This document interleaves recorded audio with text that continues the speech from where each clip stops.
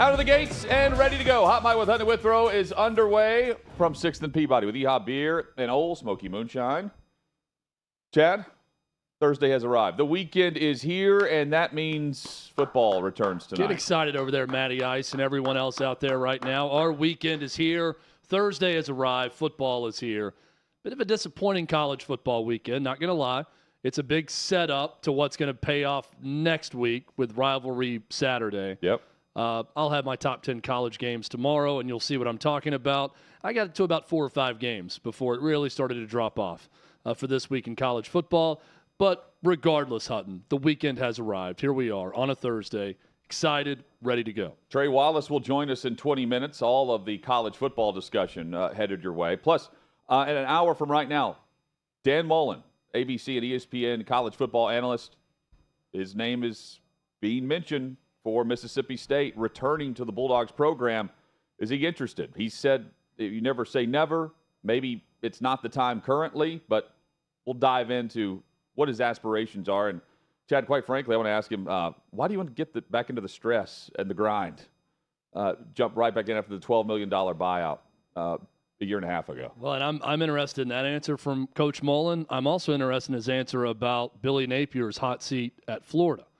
2 years into a job he inherited from Dan Mullen.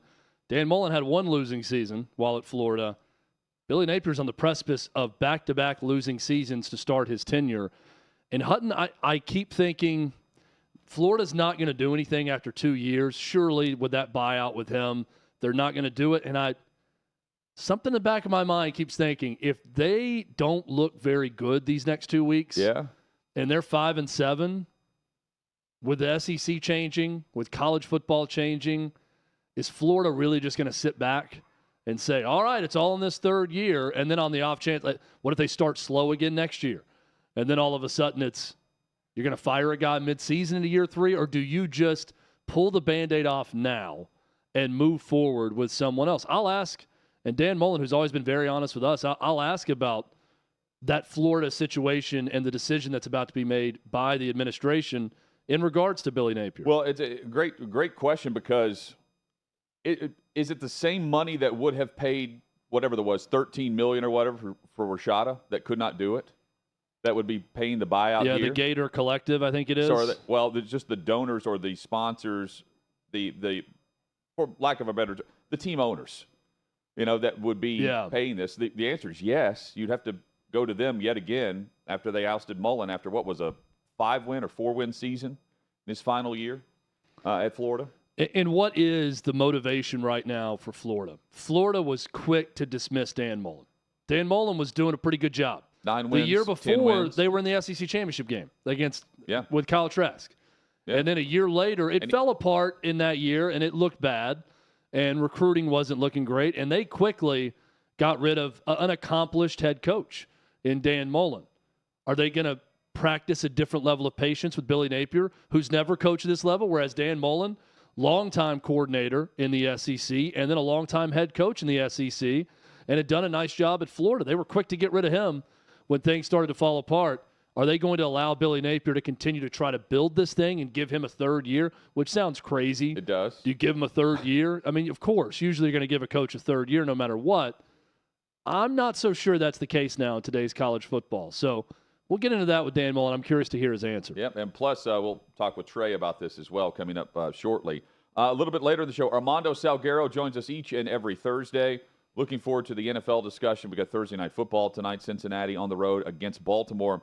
One big thing on every NFL game today as well for Week 11. And in the final hour, Ryan Leaf joins us back on the program this week. Chad, college football, we'll have wrong team favored coming up tomorrow. We'll make our picks. My guess is regardless of what happens in the hearing for a possible temporary restraining order for Jim Harbaugh, whether or not he'll be on the sideline against Maryland, it's not going to make that big of a difference one way or the other based on the preparations that have been made by Michigan and the fact that he's a part of the game planning and a part of the practices all the way throughout the week. And says he'll be present for the hearing that takes place tomorrow. How do you think this goes down? Because I think the argument can be made with a judge that what the Big Ten is punishing Michigan for is different than what the NCAA is investigating. NCAA is investigating a violation of a rule and a clear sign stealing off-campus, off-site scandal where they're diving in and it's a process. It's always a long process. Meanwhile, the Big Ten policy for sportsmanship is at the sole discretion of the commissioner. If it's more than the standard violation of that policy being broken, it goes before the committee for the Big Ten and it's approved, or it's lessened, or it's denied and there is no punishment. It can't be increased, but in this case, it's a 3-game suspension in the final stretch of the regular season. I would argue, if I'm the Big Ten, that what we're doing is under our policy, not underneath the NCAA rule book. And it directly affects the other member institutions. I think you could win that argument. The question is, the judge having the Michigan ties to the state, does that play a factor in how this goes down tomorrow? I think it does. Yeah, I think he's going to get it. There's a reason that you've got a Michigan person that's overseeing this as the judge. So I think that definitely works in the Wolverines' favor in getting the ruling they want on this.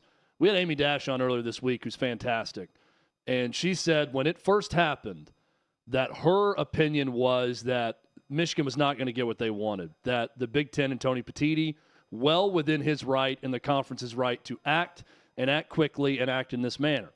Then as she started to really dive into the bylaws, she cited bylaw, I want to say 34, that says typically you wait until the NCAA investigation is complete and the NCAA is ruled before weighing in on an NCAA issue. And Hutton, you started to hint around this also. What the Big Ten is going to argue is, while it is an NCAA issue that they are investigating, it's also a violation of our sportsmanship policy.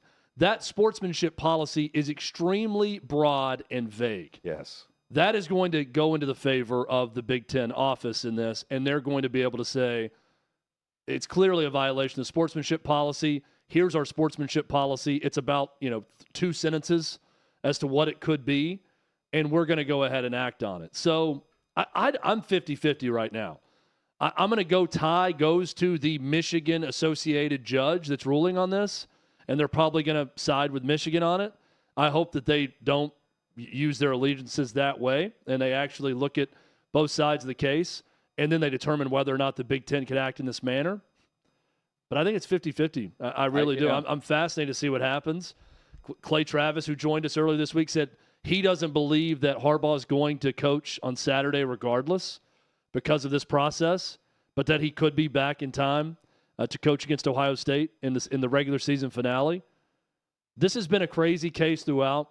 It's been sort of wild to follow the twists and turns.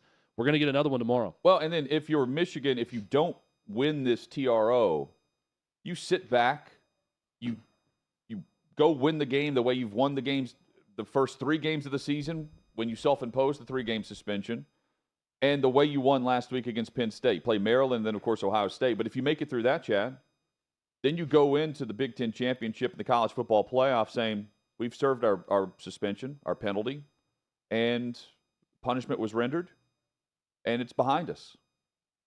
And as the viewing public, the average college football fan, it's still going to linger, but the punishment's already been there, and the Big Ten acted before the season ended so that the future program, with or without Jim Harbaugh, isn't the one being punished a year or 2 from now. It's an odd situation, and that's what the NCAA – and, oh, by the way, the NCAA was helping clarify certain issues for Petitti and the Big Ten during this process, specifically the whether or not Ohio State had ties, Ryan Day had ties to the private investigative firm that would have potentially obtained this information illegally. That was the other thing that was floating out there a couple of weeks ago. The circle continues. And the latest saga is what's Harbaugh's role in all this tomorrow? Well, and I know I was watching a little bit of Don't At Me with Dan Dockich earlier, and he's made this argument as well. Michigan has now pitted themselves in this role of arguing that instead of being immoral, that Jim Harbaugh is just incompetent. You can't have it both ways, Michigan fans. If Charles Woodson's gonna get all pissy and go on Big Noon Kickoff and say, I believe that my coach didn't know a thing. Well, in arguing that, you are arguing that a guy making a ton of money to oversee every aspect of a football program is adult and is incompetent. That he had a guy hired on his staff that was doing this, that had an intricate system in play for illegally scouting opponents, and you knew nothing about it. The flip side of that is he knew about it, he's lying, and it's immoral, and he's cheating that way. Yeah. But it's just hilarious to me that, oh, well, he's just incompetent, and he didn't know. Because it's one or the other. Like, it's either he knew about it, which I think he probably did. He knew about it, his coaches knew about it, they knew they were breaking the rules, they decided to do it anyway, and then you can be the moral police on that one way or the other. Everybody can judge for themselves what that says about Michigan and Jim Harbaugh. The other side of the argument is Jim Harbaugh is a great man and a great coach, and he knew nothing about it. Well, he's not really a great coach because he's incompetent. You're arguing incompetence. If the head coach knew nothing about this scheme to get signs in an illegal manner by one of his employees. So it's one or the other, and Michigan's now in the difficult spot of arguing that their coach is incompetent to try to save themselves, save their coach to stay at Michigan for the long haul, and it's an awkward deal all the way around. Chad, also on the field this week, we mentioned Michigan and Maryland, but some good games. Looking forward to your top 10. And also some cupcake matchups as we go into the second to last week of the regular season. You say not for long, though. As we are on the eve of the college football playoff expansion, we are also on the eve of this possibly being the last year of seeing a plethora of matchups like we see on paper this week. Hutton, I got bad news for football fans who love seeing on November 18th, right before their Thanksgiving feast, they get to feast their eyes on Chattanooga at Alabama, on UL Monroe at Ole Miss, at Southern Miss, Mississippi State. Stay tuned for a possible wrong team favorite on that one, by the way. Abilene Christian, Texas A&M, New Mexico State, Auburn, FIU, and Arkansas, and Georgia State, LSU. 4 of these games feature point spreads over 33 points in those games. I know football fans are just devastated. That the news I'm about to give you is that Cupcake Weekend, I believe, is about to be no more in the SEC. Why? Texas, Oklahoma entering the conference next year. And to me, the inevitable 9 conference games.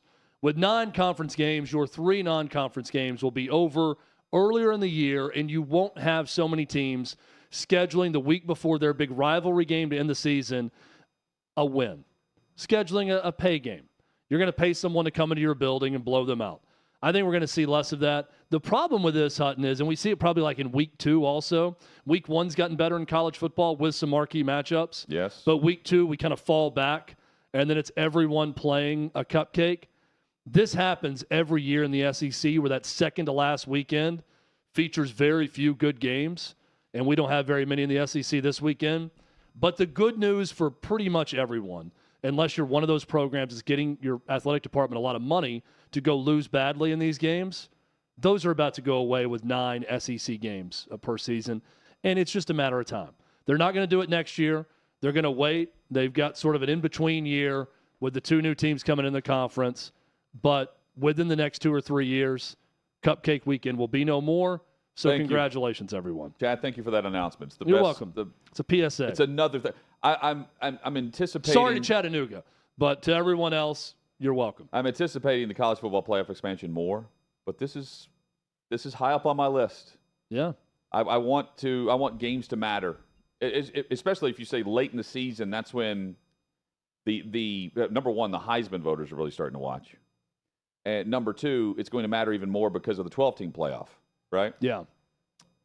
Sign me up for less of what we're seeing right now. I think, you're going to have cupcake games in college football. It's part of the built-in schedule of it, and it's going to continue to happen. I'm with you, though. I hate the timing of this. The timing. Right? You're in the middle of that just tortuous SEC schedule or whatever conference you're in, and then you throw in the Cupcake in the second to last week of the season. There are teams that play the first week in November. That's a homecoming weekend a lot of times. So that does happen. You usually play 3 non-conference early, then you sprinkle one in either the second to last week or in early November.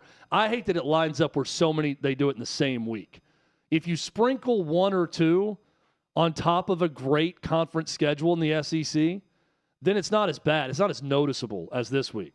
But then as I start to look through and try to gauge my top 10 college football games of the week, and I look under the SEC on the scoreboard, and I see these games, that's where it just hits you like a ton of bricks. Oh, my goodness. All these games once, this is Cupcake weekend. And this is what happens every year when you have all these games that are going to be blowouts. And it's mostly SEC heavy. The Big 12, for instance, right now, we got some really good matchups that will determine the path to the Big 12 championship game this weekend. And the Pac-12, USC, UCLA, for instance, this weekend, right? Other conference matchups. The SEC tends to schedule this way. And you're right, it's the homecoming weekend, right before Thanksgiving. And then you have your rivalry matchups in the final weekend. Right. It's a quirk in the schedule that is going to go away once they have 9 conference games. And by the way, those records, padding your record with 1 more automatic win for SEC schools, that goes away too. So I think everyone's win-loss record's about to start looking different. Coming up, Trey Wallace will join us. We'll dive into the college football headlines, more on Michigan, and some big matchups that determine the path to conference titles.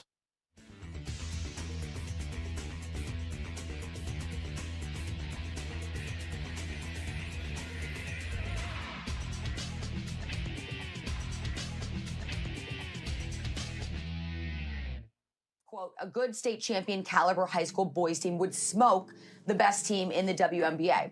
Then this weekend, after the video was posted and the critics, of course, came for him, he doubled down on what he said, posting this on X. Quote, it's sexist to say women's basketball players aren't as good as men's. That was a question, obviously. It's my opinion, and I'm putting $1 million behind it. If I'm wrong, the WNBA team can take my money and make more from one game than they do for the entire season. Okay, so let's get into this because obviously there's a lot of people out there who are just assuming that Clay is being sexist, that he is trying to really punk the WNBA because, let's be honest, the ratings for the WNBA aren't great, which is exactly why Clay made the joke at the end of that. If you were to give them $1 million for losing the bet, that would be more than the WNBA would make regularly for one game under normal circumstances.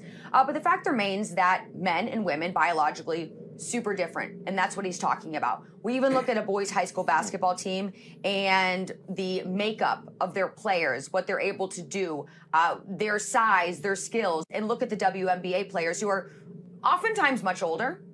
They're professional basketball players, but still, the level of competition would not at all be on the same playing field.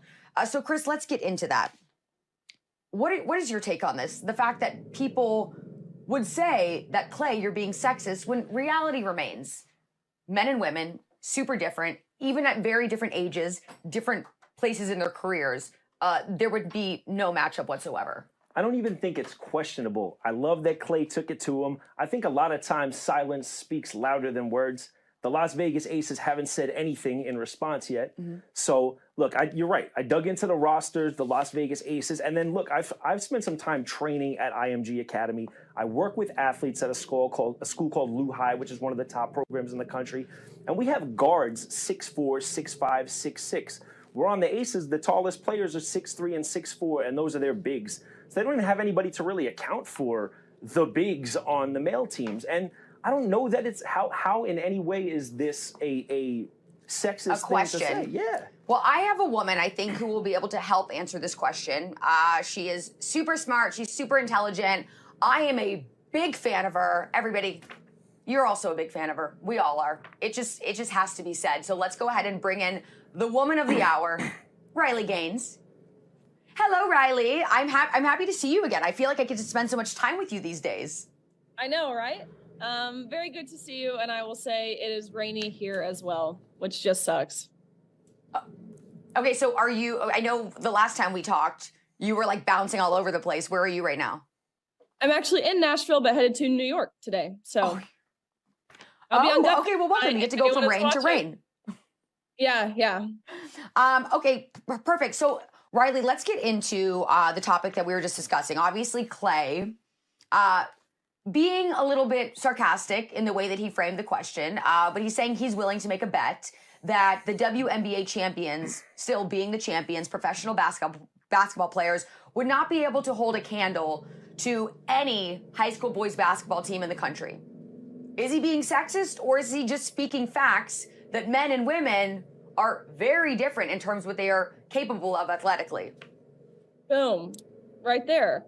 It's not sexist to say men and women are different. It, like you said, it's reality, it's truth, it's common sense, it's logic, it's reasoning. We all know it.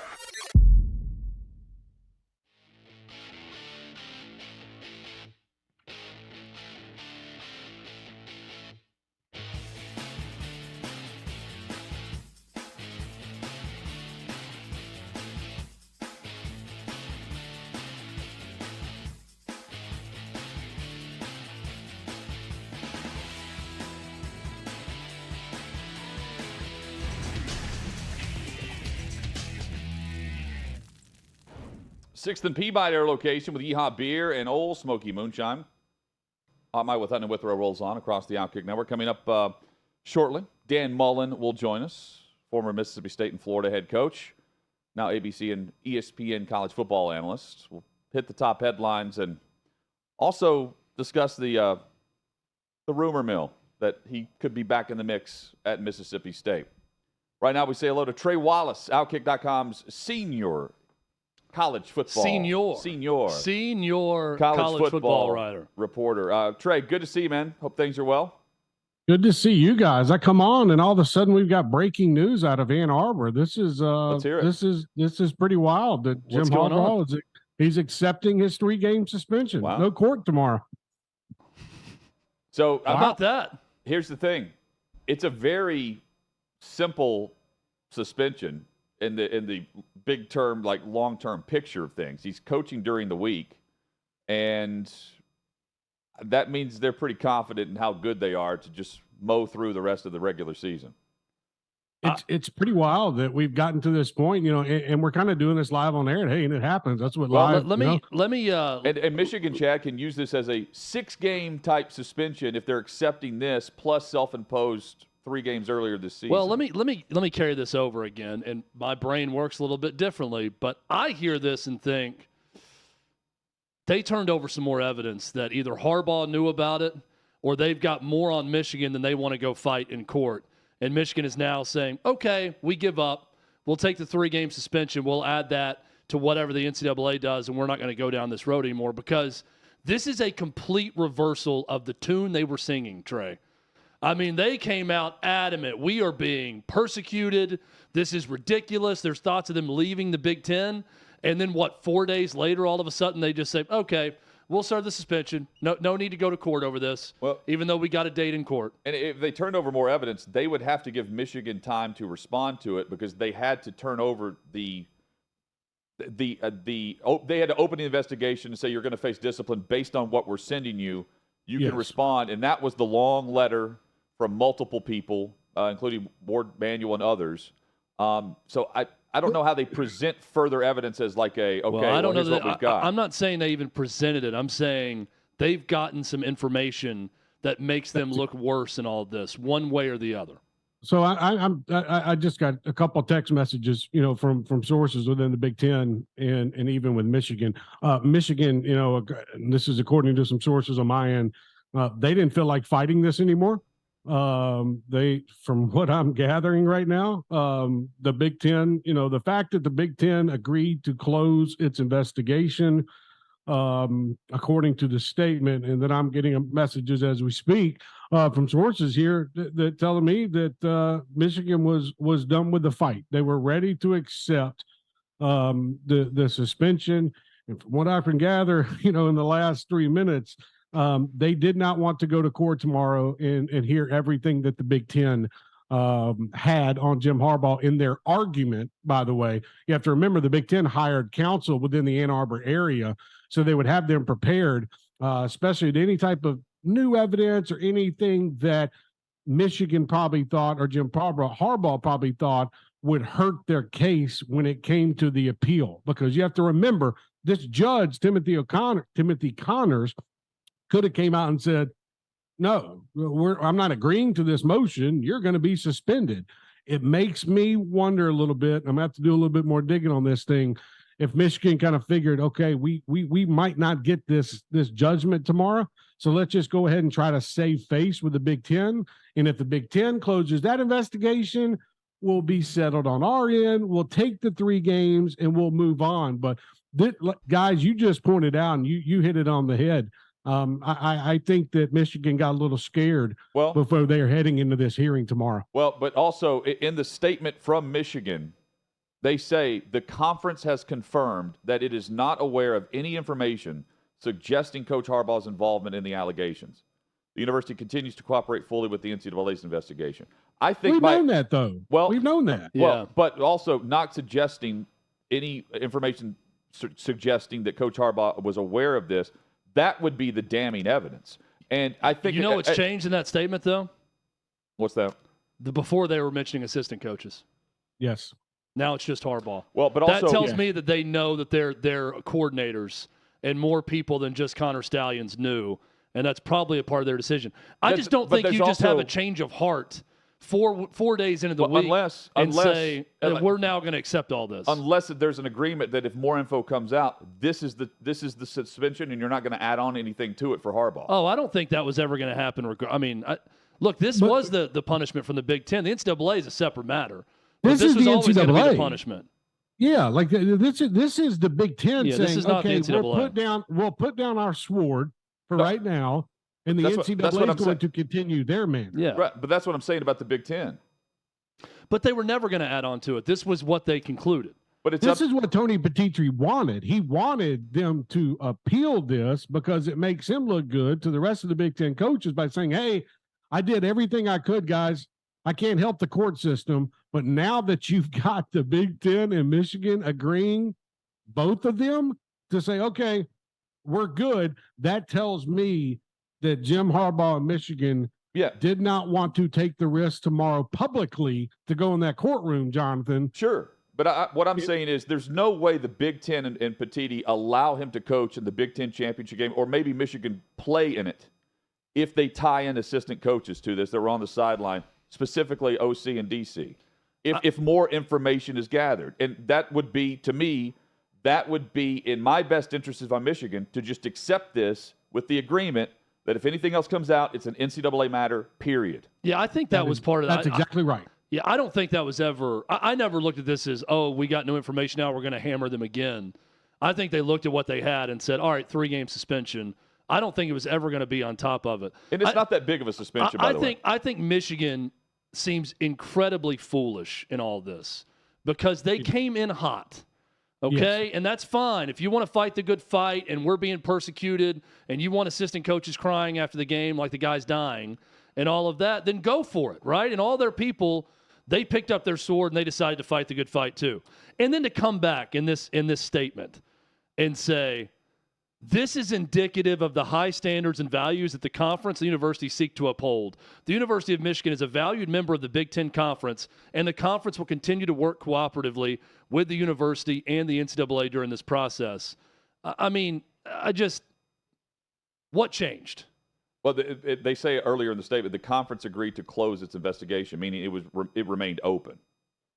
That's the other thing. Pretty much all that is a handoff to the NCAA in this matter. Well, the NCAA was giving them information. Yeah. Right, and that's fine, and that's going to continue. Michigan looks foolish. I mean, I'm sorry. You can't. But they look foolish in all this. They should have either been quiet or continued fighting it. But this living in both worlds now, I think, makes all the people who just vehemently defended them for so long kind of look foolish, right? No, I feel like it feels like Rory McIlroy as a sacrificial lamb for everyone that defended them. And then, we're going to fight it, guys. We're going to fight. We're in the good fight with you and Harbaugh. And then a day before they get their day in court, they say, never mind, we accept our punishment. You're right. It was the whole everybody against the world shtick. And then all of a sudden, seriously, guys, we are 18 hours before they were going to meet in a Washington County, I think I'm pronouncing that right, courtroom. And now all of a sudden we're getting this. And my phone's blowing up with people, talking about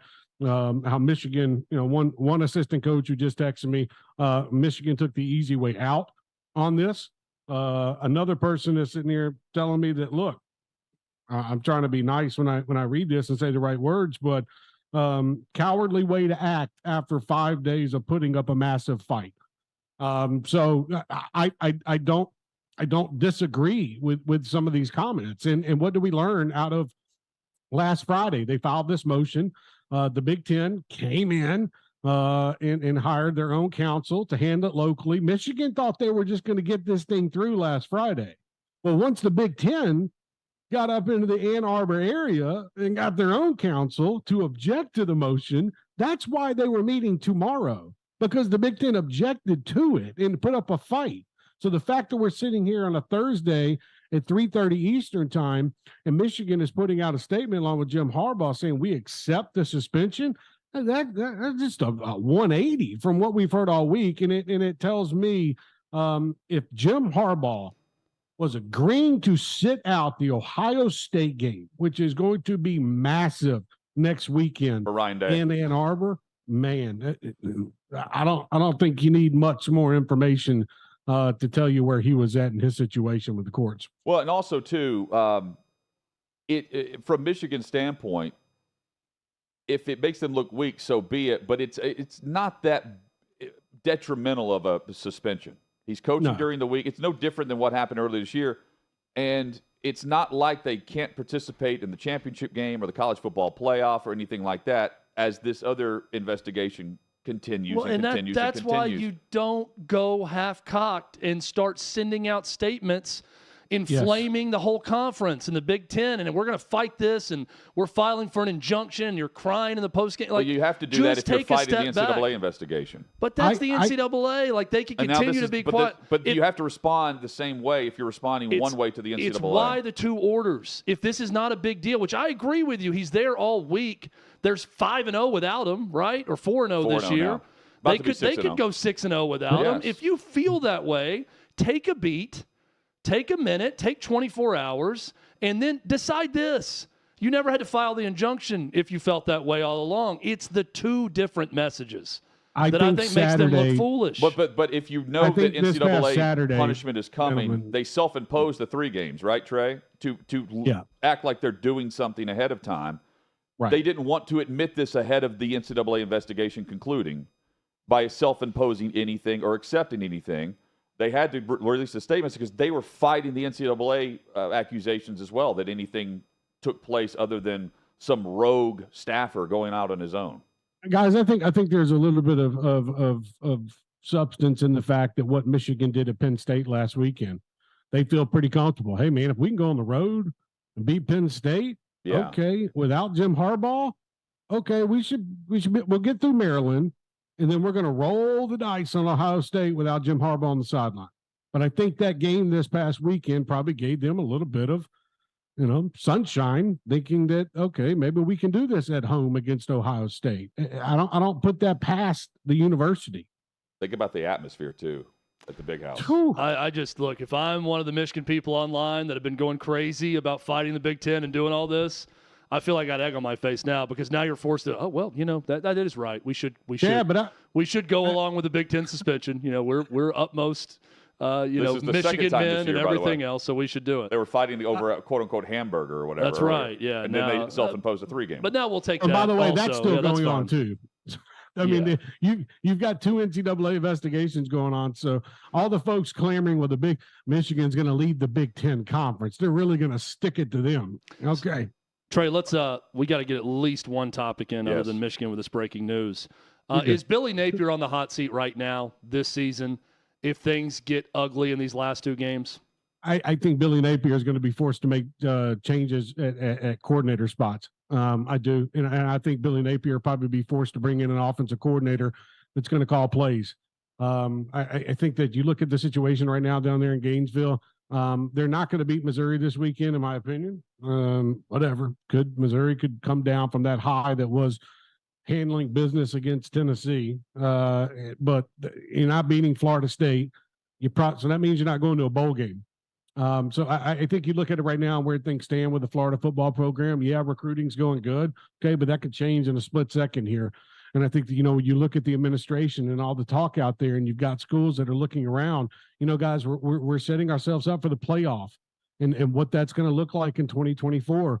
I don't think Billy Napier, I don't think he's going to be let go this year, but I think that he's going to have to make some changes to that staff going into year 3, trying to build the Florida program. And I'm telling you, man, if they only win 7 games, something like that next season, the Florida job will be open. And I think that's why you might see some coaches not take the plunge for some of these other schools this offseason, because they know next season there's a couple schools out there that could be really, really interesting when it comes to taking them. Trey, literally need this in 20 seconds. What do you think happens at Neyland on Saturday as Tennessee takes on Bama? Or, excuse me, Georgia.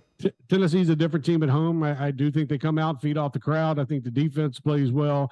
At the end, though, I think Brock Bowers is too much for Tennessee. Yeah. And I think Georgia ends up winning somewhere around, I'm going 27-20, something like that. I don't think it's some huge blowout. I think Tennessee hangs in. You make it 3 for 3 because Chad and Clay both agree that the Vols cover the 10.5, I believe, is the spread right now.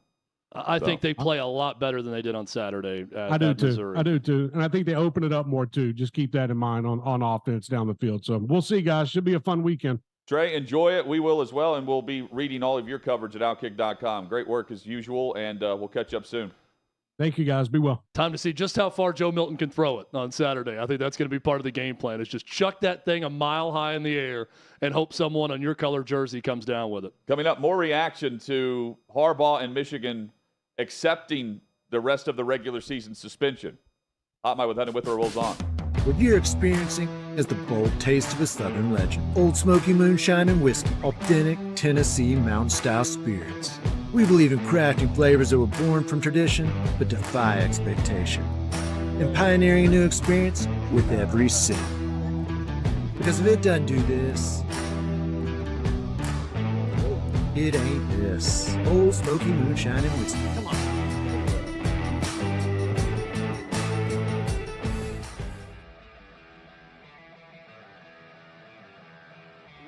Welcome into OutKick the show. I am Clay Travis, your fearless leader. I am going to continue to argue that sports is one of the great unifying forces in all of American life.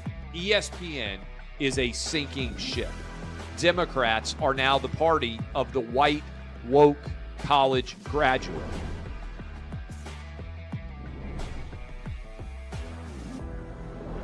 We live in a land of participation trophies. You gotta lean into the turns.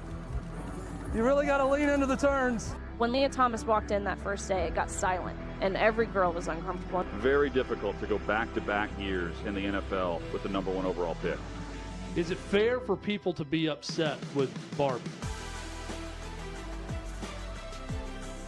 I've been out of LA long enough to have forgotten that libs, no matter how ridiculous the scenario, are gonna live. Another week of inflation, another week with Biden with COVID, and another set of losers to crown. People don't watch the WNBA on TV, in person, on a plane, on a train, on a bus, or on purpose. I mean, what have you seen firsthand of how this has affected you in the plant and your fellow employees? Under Joe Biden, the Taliban has retaken Afghanistan. Putin has invaded Ukraine. So if there was ever a time for freaking aliens to inhabit and conquer Earth, now would be that time. We've seen coaches throw water bottles. We've seen coaches act like idiots. We've seen coaches slap other coaches. But I think if you're involved in carjacking, you're inherently a rotten human.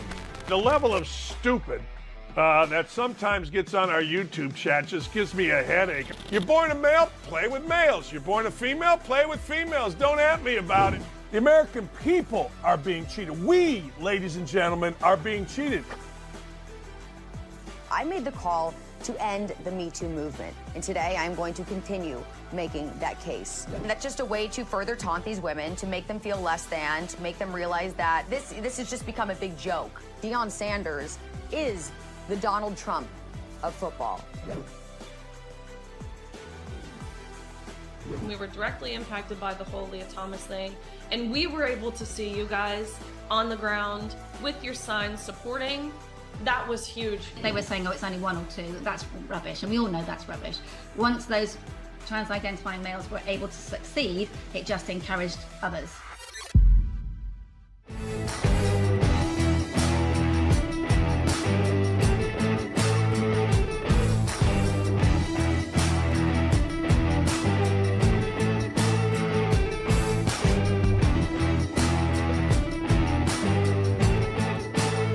Old Smoky Moonshine and Whiskey. A bold taste of a Southern legend.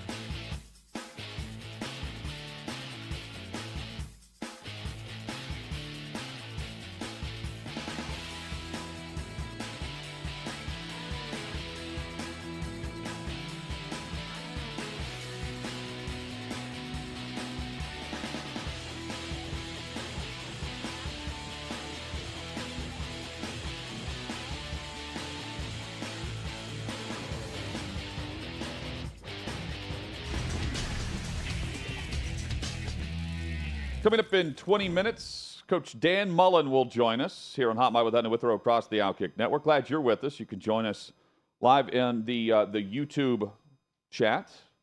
Join Chad there right now. A lot of college football news coming down right now. Jalen Daniels at Kansas has announced that he will be back in 2024 for another season. So that's a big boost to the Jayhawk offense. Now the question is, will Lance Leipold I think that's be back at Kansas? To me, that means that he will. And he's already said that he is there and he's not considering looking other places. And he and the AD are very tight there. Yeah, Chad, as you well know. And you've mentioned Leipold for the last couple of years as options. His name's been thrown around, but he not leaving. That's what he says. Not leaving, not going anywhere. I think that is a good indication that Lance Leipold is probably going to remain at Kansas. Kansas State. One of my options for wrong team favorite, potentially. I like that one. Potentially. Chad, the top headlines of the day, scorched earth, and we look at the top headlines because the top headlines are happening right now. Jim Harbaugh, University of Michigan, they are accepting the Big Ten 3-game suspension that started last week. So it's just 2 more games to finish the regular season. And Harbaugh, hypothetically, would be back on the sideline on game day, allowed in the building on game day in the stadium for the Big Ten championship game. Well, they got to beat Ohio State first. But sure, yeah. but I think they will. I think there's a ton of pressure on Ryan Day. Yes. We asked Bobby Carpenter about this yesterday, and he kind of said, yeah, I guess there is, but they've shown to be pretty good without Harbaugh. Chad. It's going to be very tough, but I thought this was a game he needed to win before the season, and it's going to be tough on the road also. I brought this up last year going into the playoff. There was an opportunity for the Big Ten have 2 teams playing for the national championship in a rematch. Ryan Day was already feeling the heat of losing to Michigan again the way they did. Yeah. And what would happen if he lost twice in the same season and lost the championship to Michigan? Of course, that didn't happen. Now you go into this year, and I felt like the reaction he had right after the game against Notre Dame was a reaction of, okay, all we've heard all offseason is we're not tough enough in the trenches. We're not at the Michigan level. And then he heard that going into the Notre Dame game as well, right? Yeah. And that was the reaction. It was Lou Holtz of all people. But I thought he was venting frustration, and you saw some of the emotion come out of what he had heard the entire offseason, quite frankly, last year and a half about his program. Then they match up against Penn State. Now they've got to go prove it against Michigan on the road, no Harbaugh, serving the final game of their 3-game suspension. Yeah, and now just going back to the story today, this from Michigan, this is part of their statement. And and I'm trying to find the Michigan part of this. This morning, the university, Coach Harbaugh, and the Big Ten resolved their pending litigation. This is the Michigan statement. The conference agreed to close its investigation, and the university and Coach Harbaugh agreed to accept the 3-game suspension. Coach Harbaugh, with the university's support, decided to accept this sanction to return the focus to our student athletes and their performance on the field. The conference has confirmed that it is not aware of any information suggesting Coach Harbaugh's involvement in the allegations. The university continues to cooperate fully with the NCAA investigation. That's all fine and dandy, and probably what should have happened from Michigan to begin with after some consultation with their attorneys. But we can't forget the fact that Jim Harbaugh had a press conference on Monday where he was saying he was looking forward to his day of being Tom Cruise from A Few Good Men in front of a judge to state his case against the Big Ten and everyone.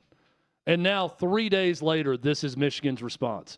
If I'm a Michigan fan, I feel duped by my own school into fighting the good fight. All of those keyboard warriors on social media that have gone after everyone for saying that Michigan did anything wrong here, they probably feel a little bit foolish about Michigan versus everybody when Michigan itself is not really going against everyone. They're accepting the punishment of a 3-game suspension from Jim Harbaugh.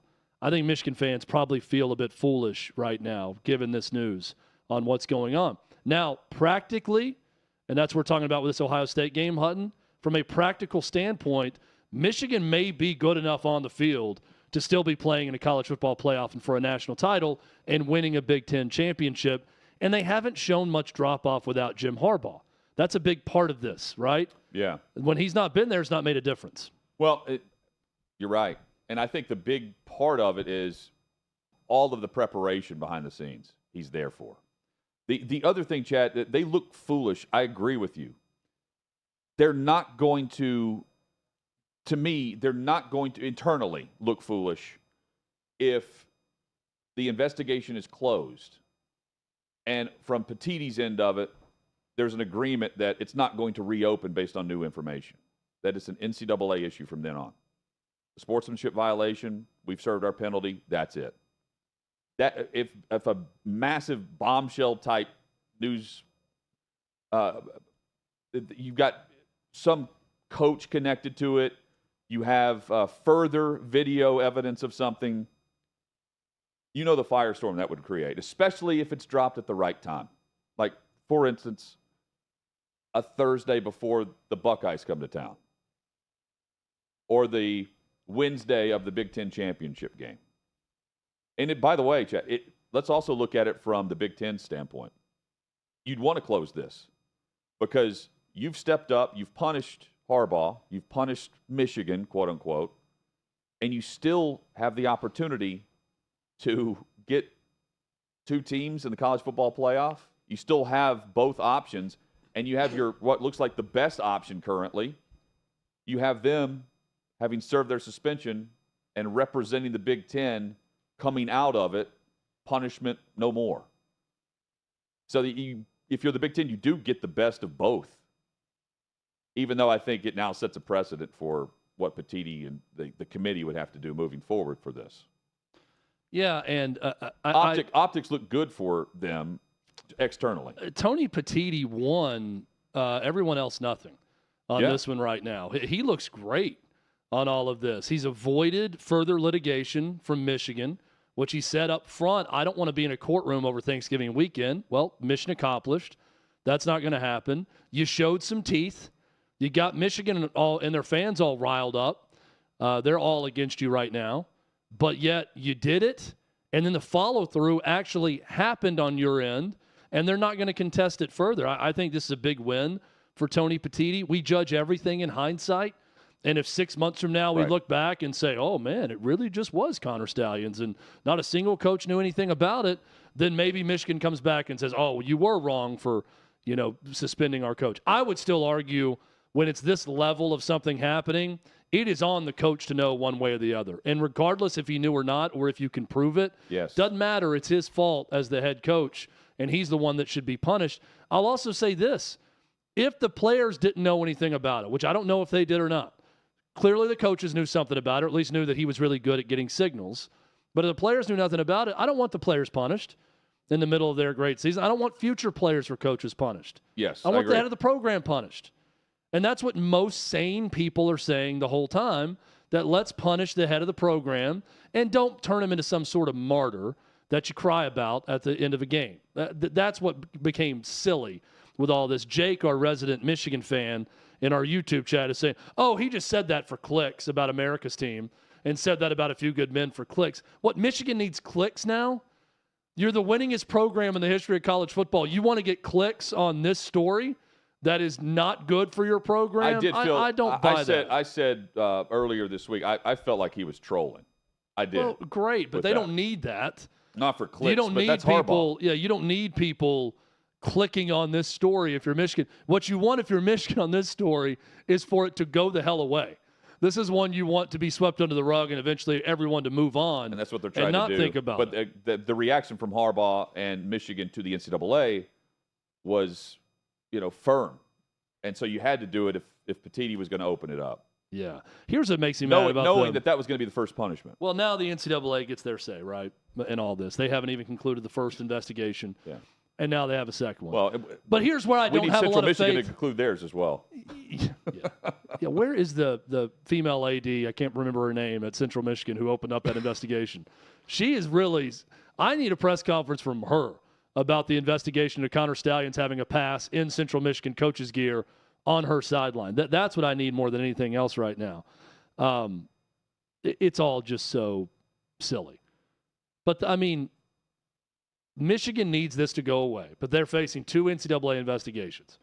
Now, pardon me for not having a lot of faith in the NCAA to do the right thing in this. Yeah. And I'm saying they may go too far over the top on Michigan and give them too harsh a punishment or give them no punishment at all, because it's a governing body that receives an appeal for James Madison to play in a bowl game with this historic season they're having, and they just said, no, it can't do it. We heard your appeal, and we reject it. Come on.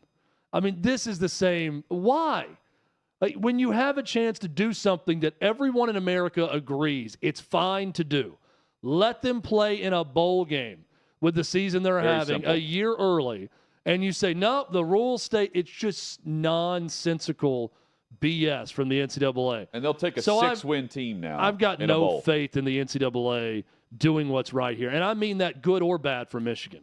This could be great for Michigan in that they're going to give them a slap on the wrist and do nothing. Could be awful for Michigan because they're going to go way too over the top on whatever they do to punish Michigan in this case. I have no clue what they're going to do because there's zero consistency with that governing body, and I think there's zero sanity at times.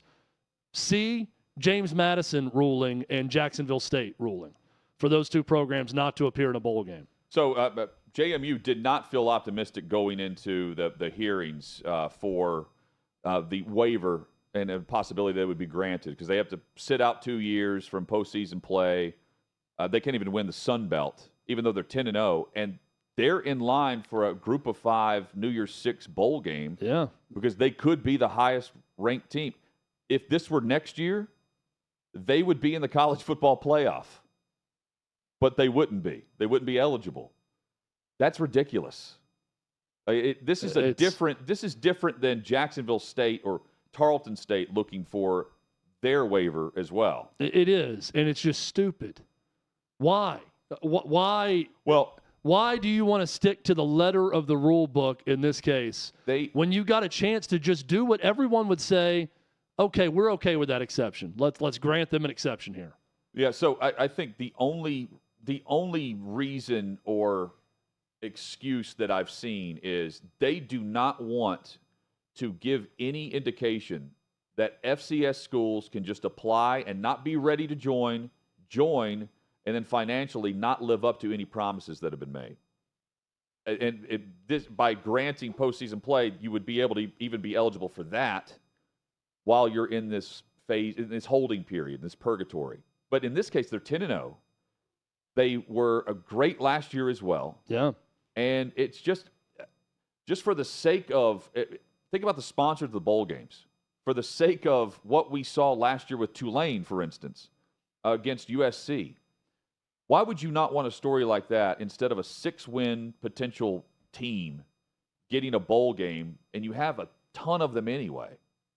What difference does it make? The only way they're eligible, I believe, Chad, is if there is a 5-win team, if they had to dip that low and APR requirements aren't met. There's some weird twist to it. That's not going to happen. Well, and Allie says you can't just start making exceptions for rules like that. Then I would say then change the rule. Lower the years even. Make it a 1-year thing.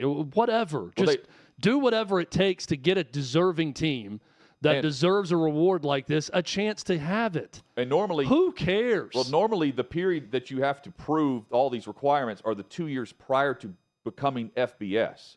But what they did is, because of conference realignment, there were certain conferences that were left with like 4 teams. Yeah. So they hurried them through. They made exceptions, but you had to serve this purgatory situation while you're FBS. They helped out a conference because of an exception. And they came in and beat them. Now, here's the response. Help them out with an exception. Yeah. They helped you. They helped one of your group of 5 conferences that's a part of FBS complete their schedules by joining early. So then use an exception with them. Dan Mullen next.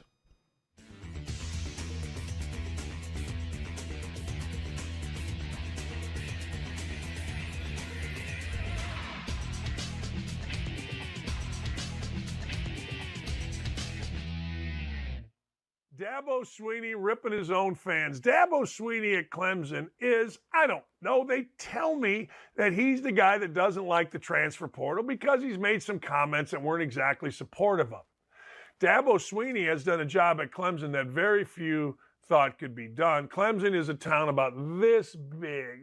Well, I better do this, not that, because that's like a white power sign idiots say.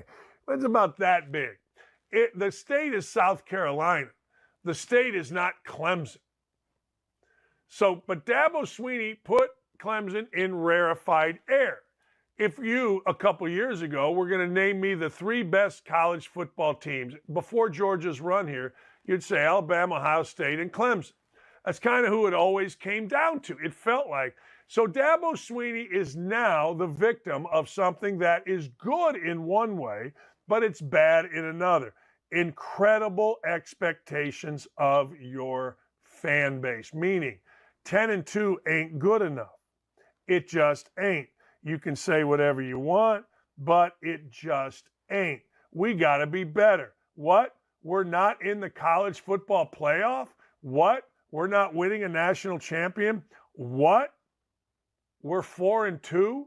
That's only winning 67% of our games? Here's what Dabo had to say. If you don't go undefeated, people say you're losers, that you're terrible.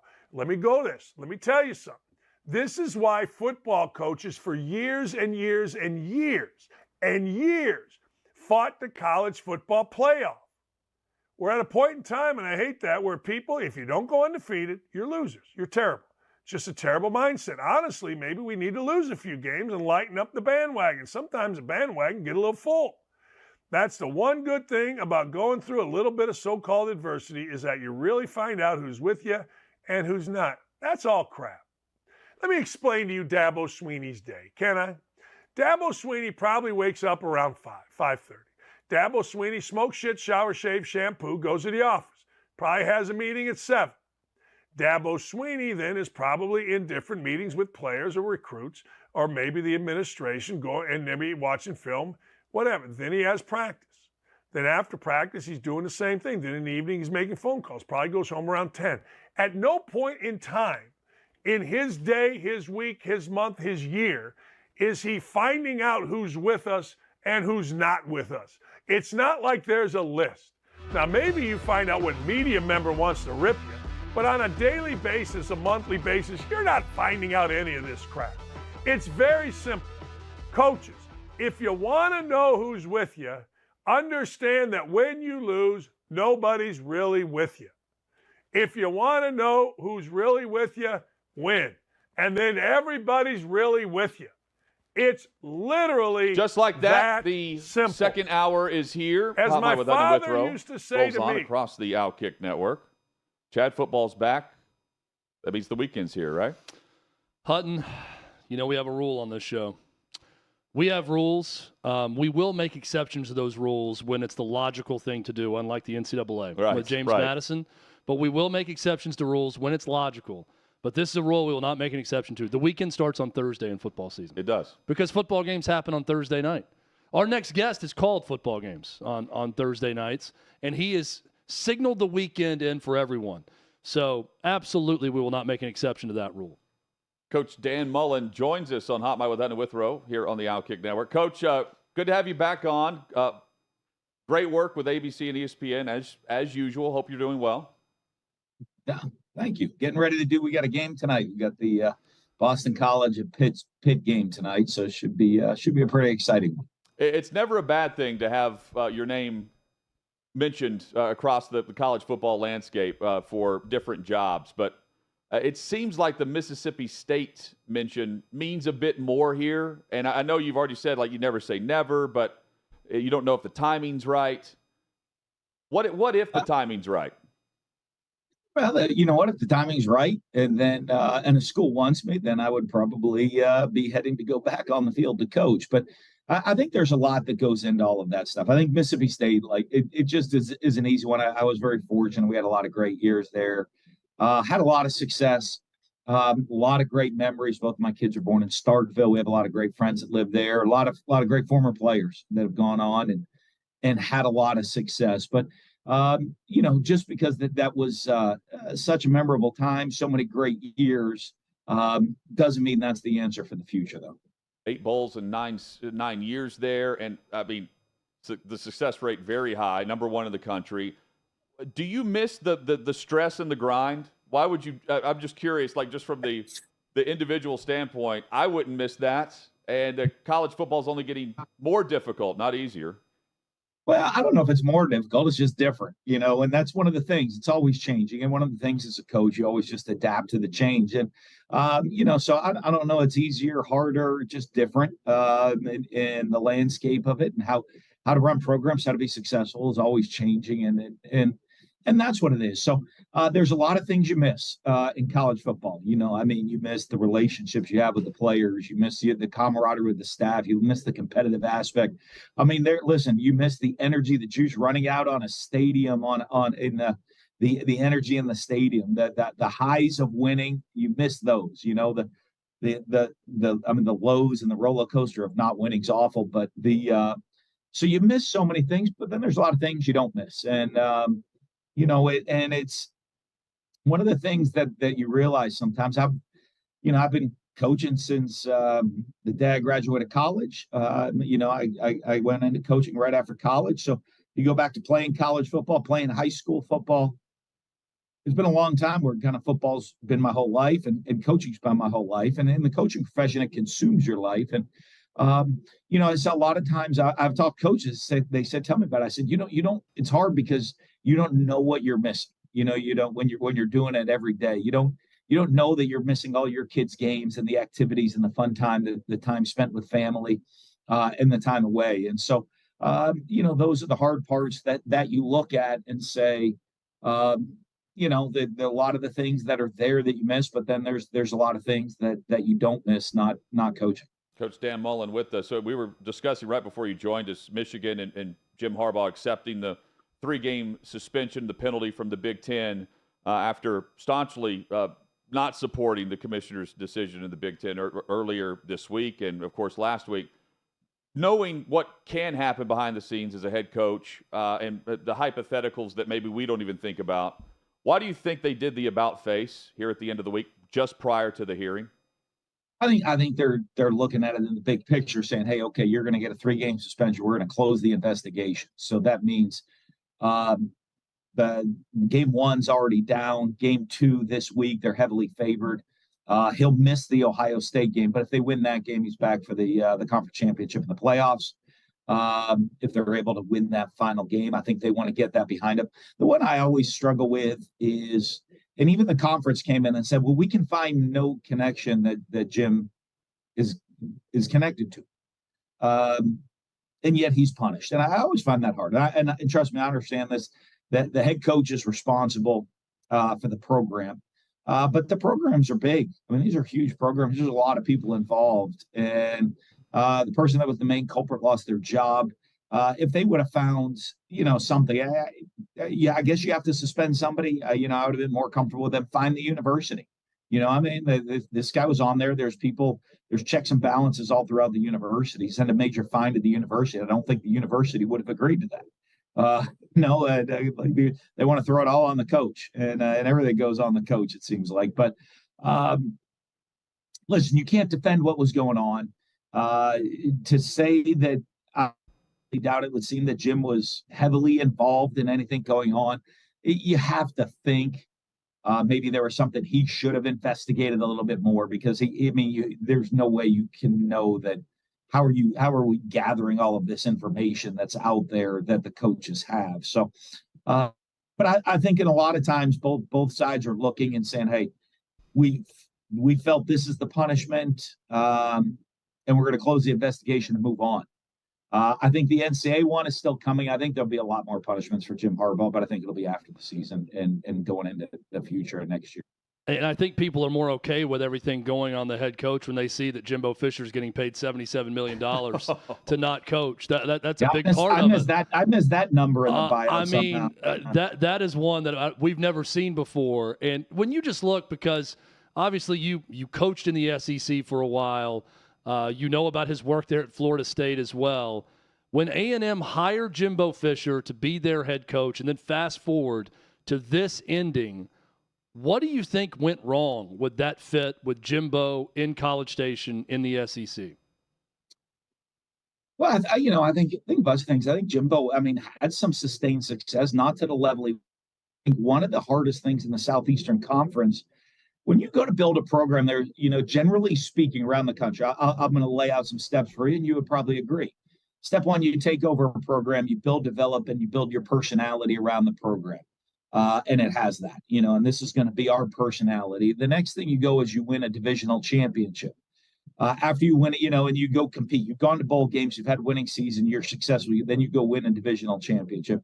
After you won a division championship, you continue to build, and then you're saying, okay, well, we're going to win a conference championship, and then have an opportunity to maybe make it to the playoffs, and then go down the road to compete for a national championship. Those seem like logical steps. They don't exist in the SEC. Yeah, it goes because the national champions in the SEC every single year for the most part. So you skip a lot of those, and the expectations in the SEC are win a national championship. Well, Jimbo never won the division, but in a lot of programs and a lot of other places you get to, because to win the division, essentially you are playing for the national title. You are a national championship contending team. I know that's what everybody wants. He didn't quite get it there. So I think some of the expectations sometimes in that league are crazy. And part of the thing that makes the league great are the crazy expectations, the fans of the SEC. You think I don't know if there's another conference where that many fan bases expect to win a championship every single year. There's a lot of fan bases, listen, they go into the season saying, hey, this could be our year. I hope we win a championship this year. And it looks like we could have a great team. In the SEC, almost everybody, every team, maybe, I hate to put them down, but maybe with the exception of the Vanderbilt fan base, expects to win a championship. Expects to win the championship. Not hopes, not wishes, not dreams about it, expects it.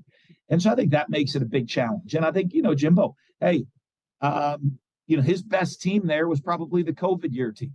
And unfortunately, that season got thrown completely out of whack.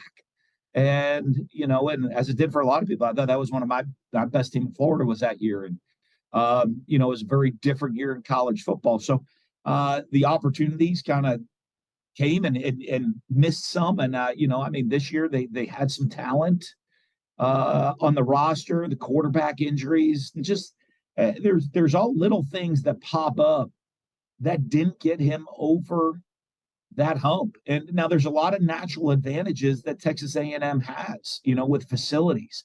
They already have facilities. They have a passionate fan base. They got an unbelievable stadium. They don't have just a long row of national championship banners though at the school. So, there's a long history of that school that it's not just him. There's at some point, I know they desperately want to win, but there's not a long list of national championships at Texas A&M either. And how much tougher does it make that job with Texas moving into the SEC? You knew this while coaching at Florida, right? You got Florida State, Miami to contend with in that state, but it's a state chock full of talent. Well, Texas has the same thing, but A&M has been able to sell the fact they're the SEC school in the state, right? Well, it is. It's harder for them. It's going to think of it. It's going to be harder for everybody moving forward. I mean, you're adding 2 alphas now, and you always look at things in a league and go to the pecking order of the SEC. And when you look at the pecking order of the league, where does your school fall in the pecking? I know where you want it, where everybody wants it to be, but that's a pretty long list of high-end schools right now in the Southeastern Conference, right? And only one of them gets to win the title every year of conference champion, and possibly one of them gets to win national championship. When we get to a 12-team playoff, that might be 2 different teams.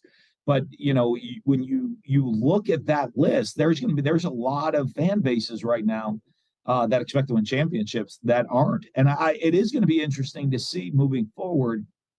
As it's starting to get to, the expectations were, 14-1, 15-0, 14-1, whatever it is, and now the expectations might drop into, 9-3, 10-2 would be a great year, depending on how the schedule plays out. Dan Mullen, our guest on Hot Mic with Hutton and Withrow across the OutKick Network. You know the pressures of it. I mean, you mentioned your best year at Florida. The following year, you're, of course, out. And I'm curious here, like, the dynamic of what Billy Napier must be feeling when everyone's mentioning his name along with what could happen at Arkansas in year 2 for him. Is that – when you hear that, you're thinking, oh, that – of course. Or is that just asinine to you? Yeah, you got to create stability in a program at some point, and I mean, you look at the University of Florida. I thought, going into the year that I got let go, I thought that was going to be a rebuilding year. And if I go back to that year, unfortunately, we played early in the season. We played Alabama at home and almost won the game against the great Alabama team. And so everybody thought we were good. I knew we were maybe rebuilding a little bit, and we weren't quite there. I thought the next season we had a chance to have a really special year, and we had a young quarterback in Anthony Richardson. He got hurt a bunch. I thought, boy, the next year we got him matured. He's grown up. We're healthy, perfectly fit for our offense. We have a lot of guys coming back the next year.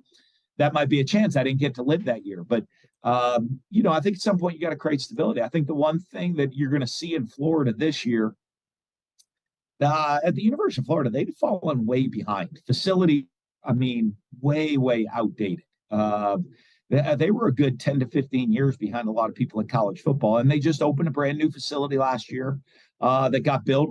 They started all the construction right when I got there. We were starting to raise the money. We raised the money, then we started construction, and now you see that they're having right now they're trying to hold on to it, but the best recruiting class they've had in a long time, and lo and behold, that matches with we finally opened a football facility, and now we're having a good recruiting class. We've kind of caught up to some people and put us on even ground with other schools in college football, and now we're having the opportunity to have a great recruiting class. So I think one of the things that they need to look at is, find the stability within the program to go build it, and have the patience to go do it. But patience does not exist in a lot of fan bases and a lot of schools in today's college football.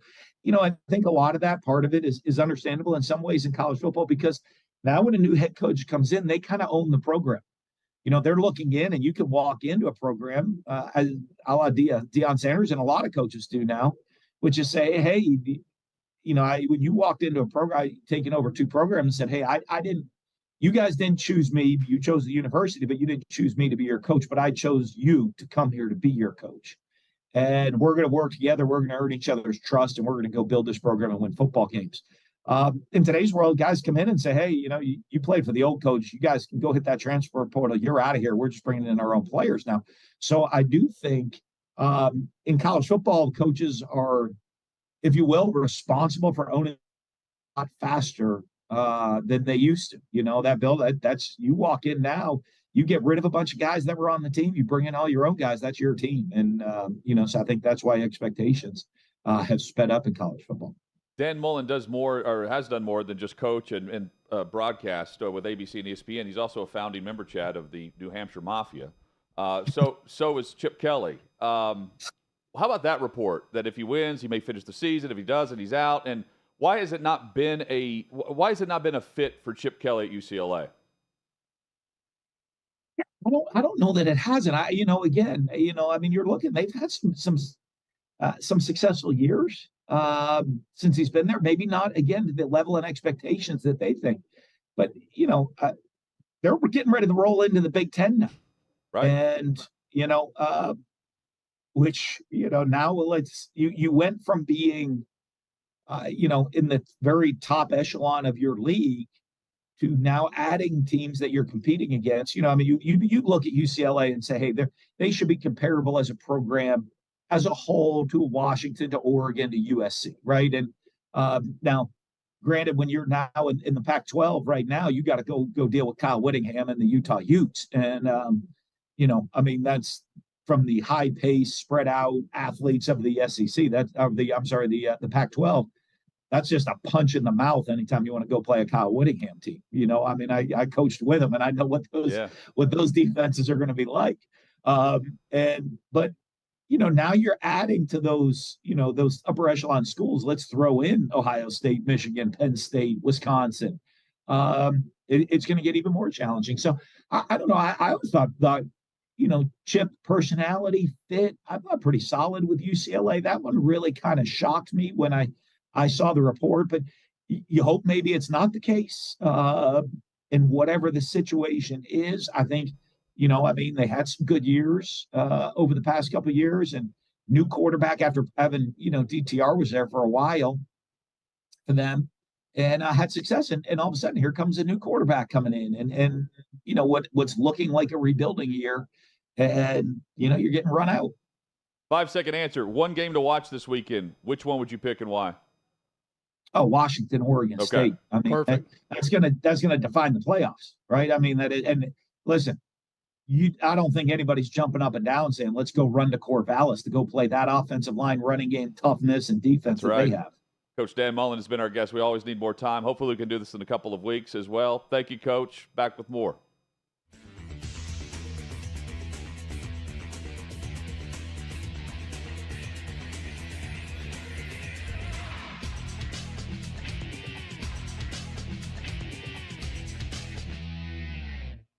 Dabo Swinney ripping his own fans. Dabo Swinney at Clemson is, I don't know, they tell me that he's the guy that doesn't like the transfer portal because he's made some comments that weren't exactly supportive of it. Dabo Swinney has done a job at Clemson that very few thought could be done. Clemson is a town about this big. Well, I better do this, not that, because that's like a white power sign idiots say. It's about that big. The state is South Carolina. The state is not Clemson.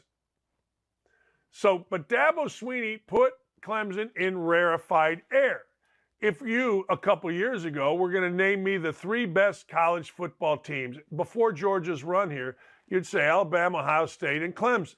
That's kind of who it always came down to. It felt like. So Dabo Swinney is now the victim of something that is good in one way, but it's bad in another. Incredible expectations of your fan base, meaning 10-2 ain't good enough. It just ain't. You can say whatever you want, but it just ain't. We got to be better. What? We're not in the college football playoff? What? We're not winning a national champion? What? We're 4-2? That's only winning 67% of our games? Here's what Dabo had to say. If you don't go undefeated, people say you're losers, that you're terrible. Let me tell you something. This is why football coaches for years and years and years and years fought the college football playoff. We're at a point in time, and I hate that, where people, if you don't go undefeated, you're losers. You're terrible. It's just a terrible mindset. Honestly, maybe we need to lose a few games and lighten up the bandwagon. Sometimes the bandwagon get a little full. That's the one good thing about going through a little bit of so-called adversity, is that you really find out who's with you and who's not. That's all crap. Let me explain to you Dabo Swinney's day, can I? Dabo Swinney probably wakes up around 5:30. Dabo Swinney smokes shit, shower, shave, shampoo, goes to the office. Probably has a meeting at 7. Dabo Swinney then is probably in different meetings with players or recruits, or maybe the administration, and maybe watching film, whatever. Then he has practice. Then after practice, he's doing the same thing. Then in the evening, he's making phone calls. Probably goes home around 10. At no point in time in his day, his week, his month, his year, is he finding out who's with us and who's not with us. It's not like there's a list. Now, maybe you find out what media member wants to rip you, but on a daily basis, a monthly basis, you're not finding out any of this crap. It's very simple. Coaches, if you want to know who's with you, understand that when you lose, nobody's really with you. If you want to know who's really with you, win. And then everybody's really with you. It's literally that simple. As my father used to say to me, Dan, we're with you, win or tie, and we ain't so sure about the tie. So shut up with that stuff, win some football games, and don't sweat it. Seriously, do yourself a favor. Work hard, grab yourself a glass of wine, go sit in your chair, and read a book instead of being on social media or worrying about who is with you and who is not with you.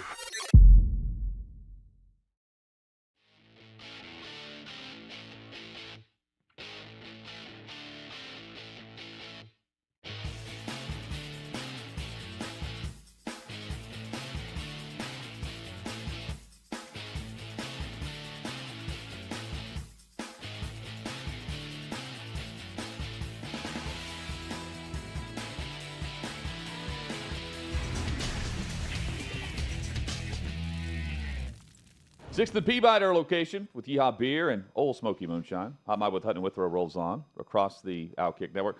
Chad, I got the sense there that Mullen would certainly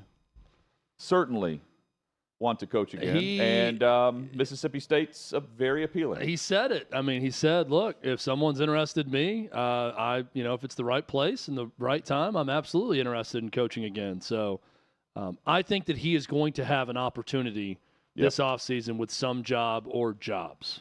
I don't know what job that's going to be, but someone is going to approach Dan Mullen. It's all about, he went from Mississippi State to Florida. What level does he want to re-enter that scene at? That's the big question for him. He's interested in coaching again. We're always interested to chat football with Armando Salguero, senior NFL reporter for OutKick.com. Armando, he always brings it. Good to see you. Yeah, I was wondering what transition you would pick from Coach Mullen to a schlub like me. Well done, Hutton. Well done. He was a Florida guy. You're a Miami guy. I guess there's the segue we can go with. There's Bobby Bonilla payments. Mullen has that each year. You do as well. There's the connection. Yeah, I'm sure that Armando's getting paid by someone July 15th out there. Doesn't of every work year. for anymore. I got to stay consistent with this, Armando. Once again, Josh Dobbs leads the Vikings to victory. Are you still sold on the Vikings being dead right now for a playoff spot? So I did not, prepare for this exact moment where you vex me during the show. Good. So bear with me. But I love hitting my enemy unprepared like that. So that's good. That's perfect. Yes. Bear with me as I pull out, my sledgehammer. Josh Dobbs, his history, and I like Josh Dobbs. Okay, I like him as an NFL quarterback. I like him as an NFL backup quarterback, probably more than I do as a starter. His history has been he arrives at a place and he wows everybody because he learns things faster than anyone. He absorbs, the surroundings, the playbook, the culture faster than any human alive. That's the reason that the dude in another life would be a NASA aerospace engineer, and he has, the degree to prove it. But the history also includes once you get a start or two under your belt as Josh Dobbs, the other team starts to figure you out a little bit. And the other team, also very smart, does countermeasures. And so what we're really talking about is, do we believe that the teams on the Vikings schedule the rest of the year will just not come up with any countermeasures? Or do we believe that, as they did in Arizona, as they did in Tennessee, there will be countermeasures, and, you know, what is level of play up here will regress to mean and be down here? That's the question. And I'm not saying he's going to regress to mean. I'm not saying he's a bad player or the Vikings are in for a rough, spate of games. But that's the history. I think he will regress to the mean. I've said that throughout, so I do agree with you there. I guess my follow-up is, if he does, is Josh Dobbs' mean good enough with the supporting cast of the Vikings, if Justin Jefferson comes back healthy and ready to go? They could this week. To where that's good enough to get them to the playoffs. I think, to me, that's the difficult question to answer. Right. And right now, today, if the season ended today, the Vikings would be in the playoffs. Unfortunately for them, the season doesn't end today. They still have a bye week coming up in a couple of weeks. My guess is that Jefferson, who today said, I'm the one that's going to decide whether I play or not, that didn't sound to me like I'm definitely in this thing and I'm going for it. So I think we need to be very wary of what happens with Justin Jefferson on Sunday. Yeah, and he's returning to practice, I believe, for the first time today, or has, as part of that. Hey, how about this? The NFL, in the primetime matchups, we've got some good ones. Tonight, we've got Bengals-Ravens. Sunday night, all of a sudden, Denver hosting Minnesota is very intriguing. And Monday night, we have the rematch between the Eagles and the Chiefs. Not a bad three-pack. I'm not saying they're all going to live up to the hype, but, I mean, we will cap off Week 11 with Eagles-Chiefs, both teams coming off a bye, both quarterbacks preparing for those defenses. This could be fantastic. It could be amazing. It could be the anti-Thursday night tonight. Yeah. Because, typically on Thursday night we expect a dud, and I don't think Joe Burrow and Lamar Jackson combined have a dud in them. So there's that. And typically what you get with the Denver Broncos early on in the season was they were terrible. But in the last two games, they've beaten Kansas City and the Buffalo Bills. And, oh, by the way, the guy that everyone was ripping last year, Russell Wilson, has 18 touchdown passes and 4 interceptions. And he's looking like, Seattle in his heyday Russ, and not the guy that was washed up seemingly last year. And then, your Minnesota Vikings on Sunday night. Can't wait. I'll be right there all night watching that game for my Vikings. I'm sure. I'm sure you will. The interesting one is the Super Bowl rematch, right? Because one of those teams is playing like they're going back, and the other one of those teams is kind of, they're getting results, but they don't look like a super team. The Kansas City Chiefs kind of play in fits and starts, particularly on offense. That defense is championship caliber. Deshaun Watson out for the season, broken a bone in his shoulder. I don't think this is a Browns team that's making the playoffs. They're 6-3, but they're not making the playoffs here, Armando. But I do think, based on how their schedule lines up, they're going to keep a team out of the playoffs. In their final 3 games, they will face the Texans and the Bengals in 2 of those 3. And the other one's the Jets, where potentially Rodgers could be in the mix. Who knows? But the Browns' defense is good enough to hold up against any offense, and they have a formula where they run the football. But for a team that lost Nick Chubb and now Deshaun Watson, this is detrimental, but also I think a defense that will be detrimental to another organization. Yeah, that's a good take. Let me give you another take.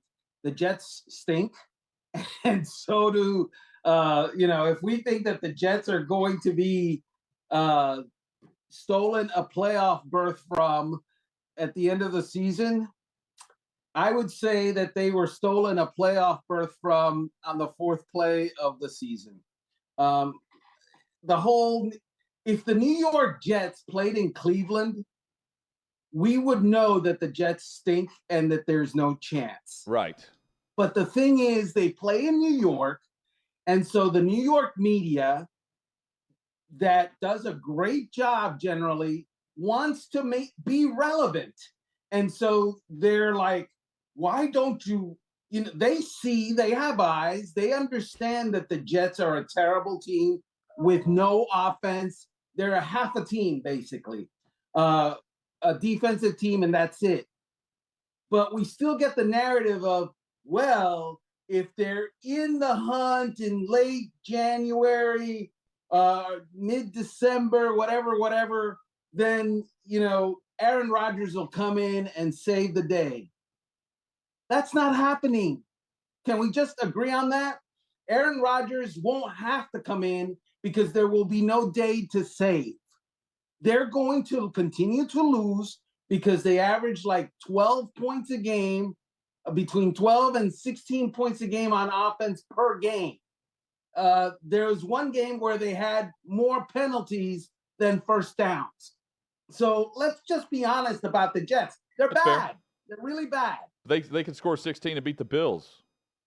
Because they played the Bills this week. No, they have, but they're not going to do that again. Armando Salguero with us. Do you have any questions about I know we have questions about Houston. Do you have any questions about Jacksonville winning that division right now based on the way Houston's playing and the back and forth play of the Jaguars offense with a new play caller because Peterson turned that over to a West Coast style, and it's not necessarily down the field the way Lawrence was at the end of last year?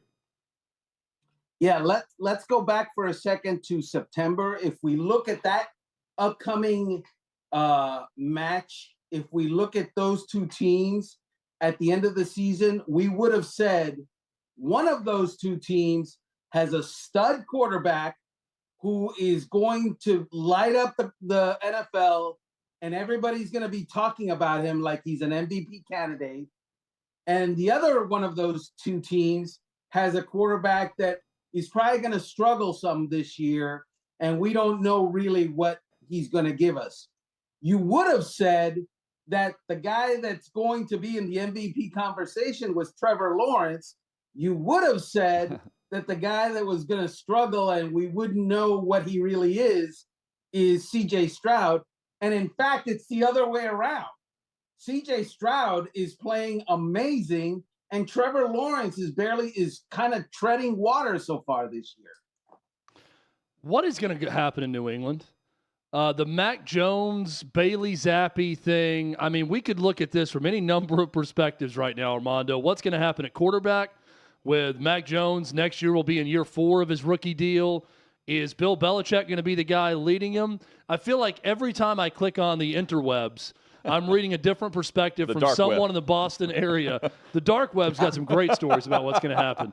But every time on there, it's something different, right? They're going to trade for Mike Vrabel, or Bill Belichick is totally safe, or Rob Gronkowski is saying that Mac Jones has lost the locker room completely and he should ask to be released to go to Cleveland. What is going to happen with that organization? Yeah, these are conversations that are had when your team is in major, major trouble, right? Yeah. I think we've seen the last of Mac Jones for a while, probably until the next coach comes around and tries to rehabilitate him. But that pass that he missed to Mike Gesicki in Germany, where any of the three of us could have made it, and I'm not kidding. It was as bad of an interception as you'll ever see at any level of football, much less the NFL. If I can make it, he should be released. And it was worthless. He wasn't even under pressure. I don't know why he was throwing it that way. And this season started with him being the only quarterback on the roster when they made the final cuts, too. it's like, how do you make that pass? And of course, he was benched right after that. And Bailey Zappi, the world beater, comes in and throws an interception to end the game. So they have no answers. Everybody's saying, well, what about Will Grier? Well, we may see Will Grier here before the season is over, maybe in the next game. But the story's already written about the New England Patriots. They're a bad team. They're going to have a top 5 pick next draft. Bill Belichick will either be on the couch or coaching elsewhere after he and Robert Kraft have a confab and a meeting of the minds, and there is a mutual parting of the ways. And then somebody will either swoop in and try to hire Belichick, or Belichick will sit it out until he has a situation that he wants, or a situation, or maybe he just retires. Who knows? I doubt that the retirement part is going to happen. He wants to be the winningest coach of all time, and he wants to win a Super Bowl without Tom Brady. And it's going to take a lot of work for him to do that. So that's what I think plays out in New England. The Mac Jones question, it's basically moot at this point. It's like nobody on that roster is going to save that season. It's just, I'm sorry, New England. Rhode Island, go find some lobsters. You're not gonna be big this year. Boston, wait for the Celtics. Armando, coming up next week, after the beatdown that Dallas will give Carolina, I need you to try to coax me off of jumping on the Dallas Cowboys bandwagon, please. That's for next week because we're up against it. But I have a feeling you'll help me do that. Absolutely, it's a therapy because session. You requested it. Right, we'll do that right after you rip me about the Minnesota Vikings. You guys rip me about the Minnesota Vikings. America will see on Sunday Night Football, Armando. America will see. Yes. We're all witnesses now. And America's thanks, Armando. NFL writer and reporter is Armando Salguero of OutKick.com. One big thing on every NFL game is next.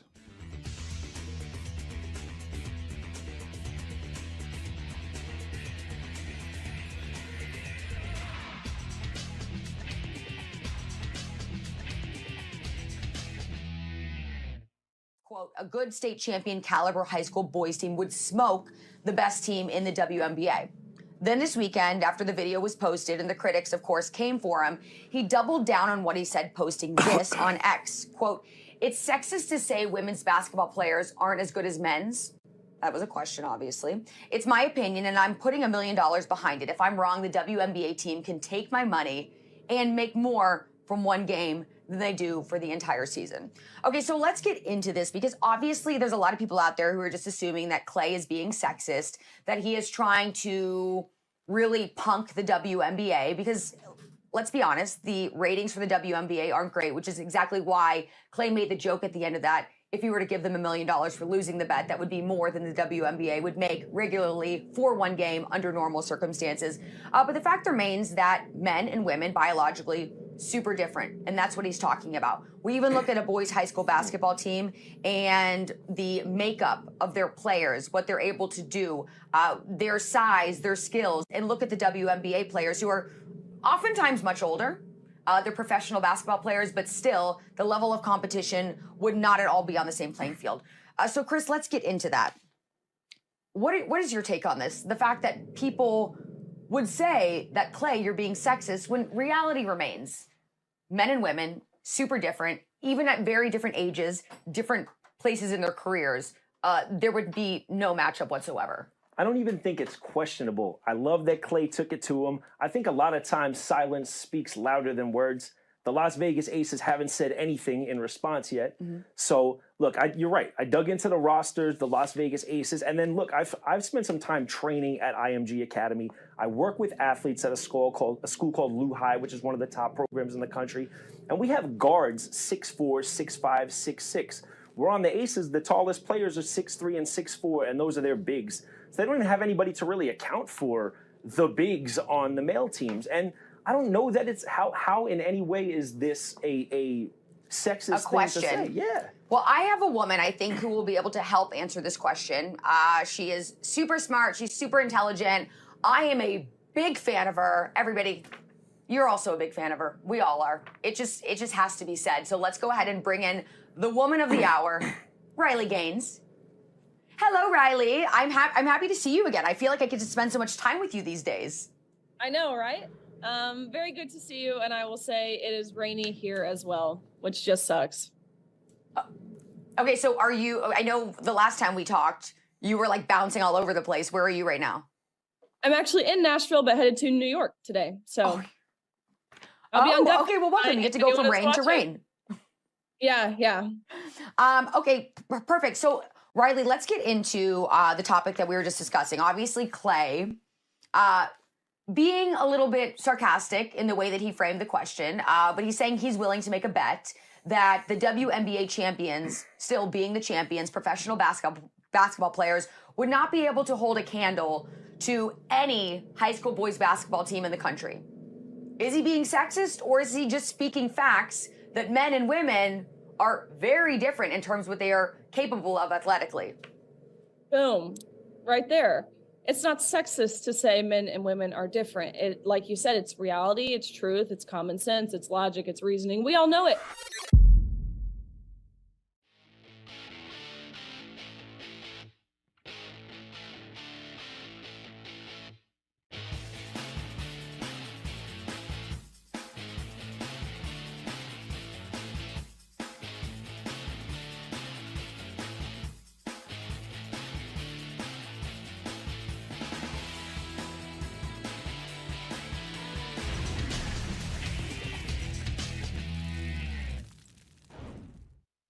Sixth at the Batard location with Yeehaw Beer and Old Smoky Moonshine. Glad you're with us. Hot Mic with Hutton Withrow rolls on across the OutKick Network. Chad, coming up in about 20 minutes, we'll dive into some of the top headlines. By the way, Jim Harbaugh in Michigan with an announcement today. They're going to serve out the suspension from the Big Ten. One game already down. It's a 3-game suspension. He will not coach on game day against Maryland, and then to finish the regular season against Ohio State. But also Charissa Thompson, Dana White in the headlines, and more.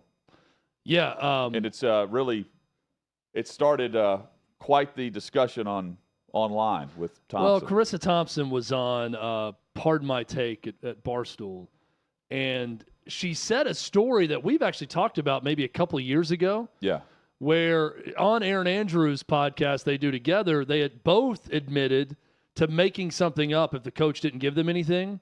But it wouldn't be anything crazy, just like they would elaborate a little bit, or if the coach didn't talk to them, they would say they spoke to them. Right. Well, she repeated the same story on Pardon My Take, and it has journalists with a capital J just up in arms. I mean, the sideline reporter community is incensed by this story. And so much so they have requested Amazon to give a statement, and whether or not she's going to address the controversy tonight. Amazon's response is hilarious. We'll tell you about that response and get into this quote-unquote controversy coming up. And you know my thoughts on some of this, but we've got a great response to those that are hating this based on where the made-up report is happening during the context of the broadcast. Everyone wants to be the recipient of a Walter Cronkite Journalism Award. Yes. And there are times when you have to look at your job and yourself and say, you know, what I do isn't that serious. Like, just chill out a little bit. And that's what we'll talk about a little bit later. Further detail, coming up. Plus, Ryan Leaf joins us in about 40 minutes right now. We mentioned with Armando, 3 really good games in prime time starting tonight. You got Baltimore hosting Cincinnati. Plus, you've got Denver hosting Minnesota. And then Monday night, great matchup between Kansas City and Philadelphia in the Super Bowl rematch. It is time for one big thing on every NFL game. Chad, the weekly notes, bye weeks for the Falcons, Patriots, Colts, and the Saints. Between night games with the unders and the international morning game unders, primetime games are hitting the under a whopping record of 30-7 this season. The under has hit in night games for 11 straight matchups and 15 of the last 16 games. We've got 3 matchups this week featuring where both teams are holding a winning record. Starting tonight, as on Thursday Night Football, we get to see Baltimore hosting Cincinnati. The Bengals come in at 5-4. Ravens are at 7-3. Both teams coming off a loss last Sunday. Bengals are 1-23 on the road in night games over the last 25 years. They're currently on a 13-game losing streak in this spot. Their last win was in Philly back in 2012. According to NFL research, the Ravens are just the 3rd team in NFL history and the first in the last 20 years to lose a game after holding 4 separate leads of 14 points or more. That happened last week. Will Al Michaels be excited about this game? That is my big question coming into this one, because this is a legitimate game. This Hutton is a game he would have had on Sunday Night Football on NBC. This is a big-time matchup. Chad, the answer is yes, he will be excited for this game. Will he be excited in future Thursday night games? I mean, he would say he's the same guy. Just pay attention to how he is tonight compared to the other matchups. If he is the same guy tonight, I'll have to go back and say, well, this is just who he is now, because nothing's going to get him excited. But if he changes that level, the octave in his voice goes up a little bit, the excitement goes up, then we can all rightfully claim that he has, in fact, changed since he left Sunday Night Football on NBC. Cowboys have been able to boat race several teams this year, and one team twice, the Giants. They now take on the 1-8 Carolina Panthers on the road. Both teams coming off a bye, and I mentioned the bye because of the beatdown that we saw. You've got this past Sunday, the Cowboys, they had more first-half points than the Giants had yards on offense. 28-27 was that final score.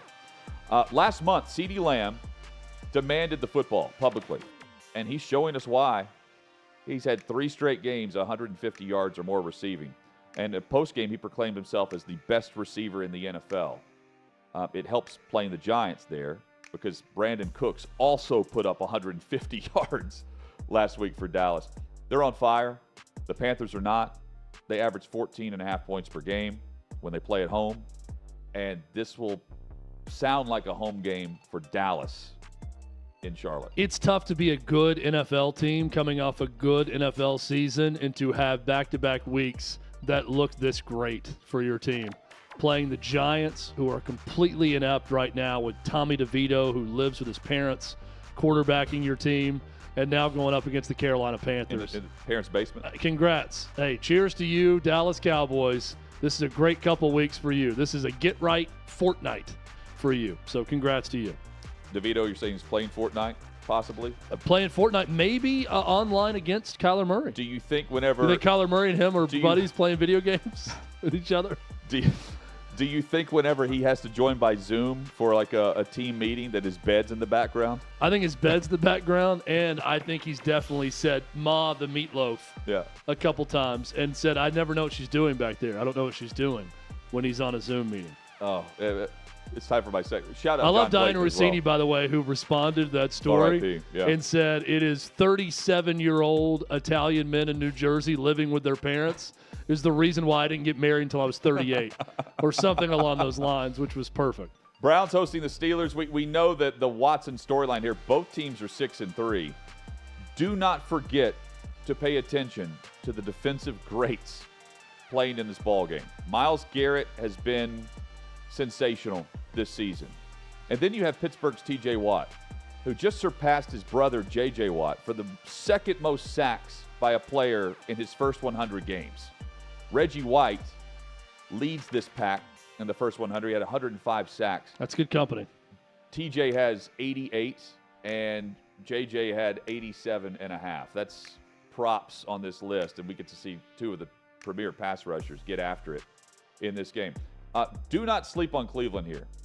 This team is about defense and running the football, and the Steelers' defense allows 4.5 yards per carry this season on average. Lions hosting the Bears. Bears are 3-7. Detroit 7-2 with true Super Bowl aspirations. And the Lions are 15-4 over their last 19 games. Justin Fields, he makes his return to the Bears this week.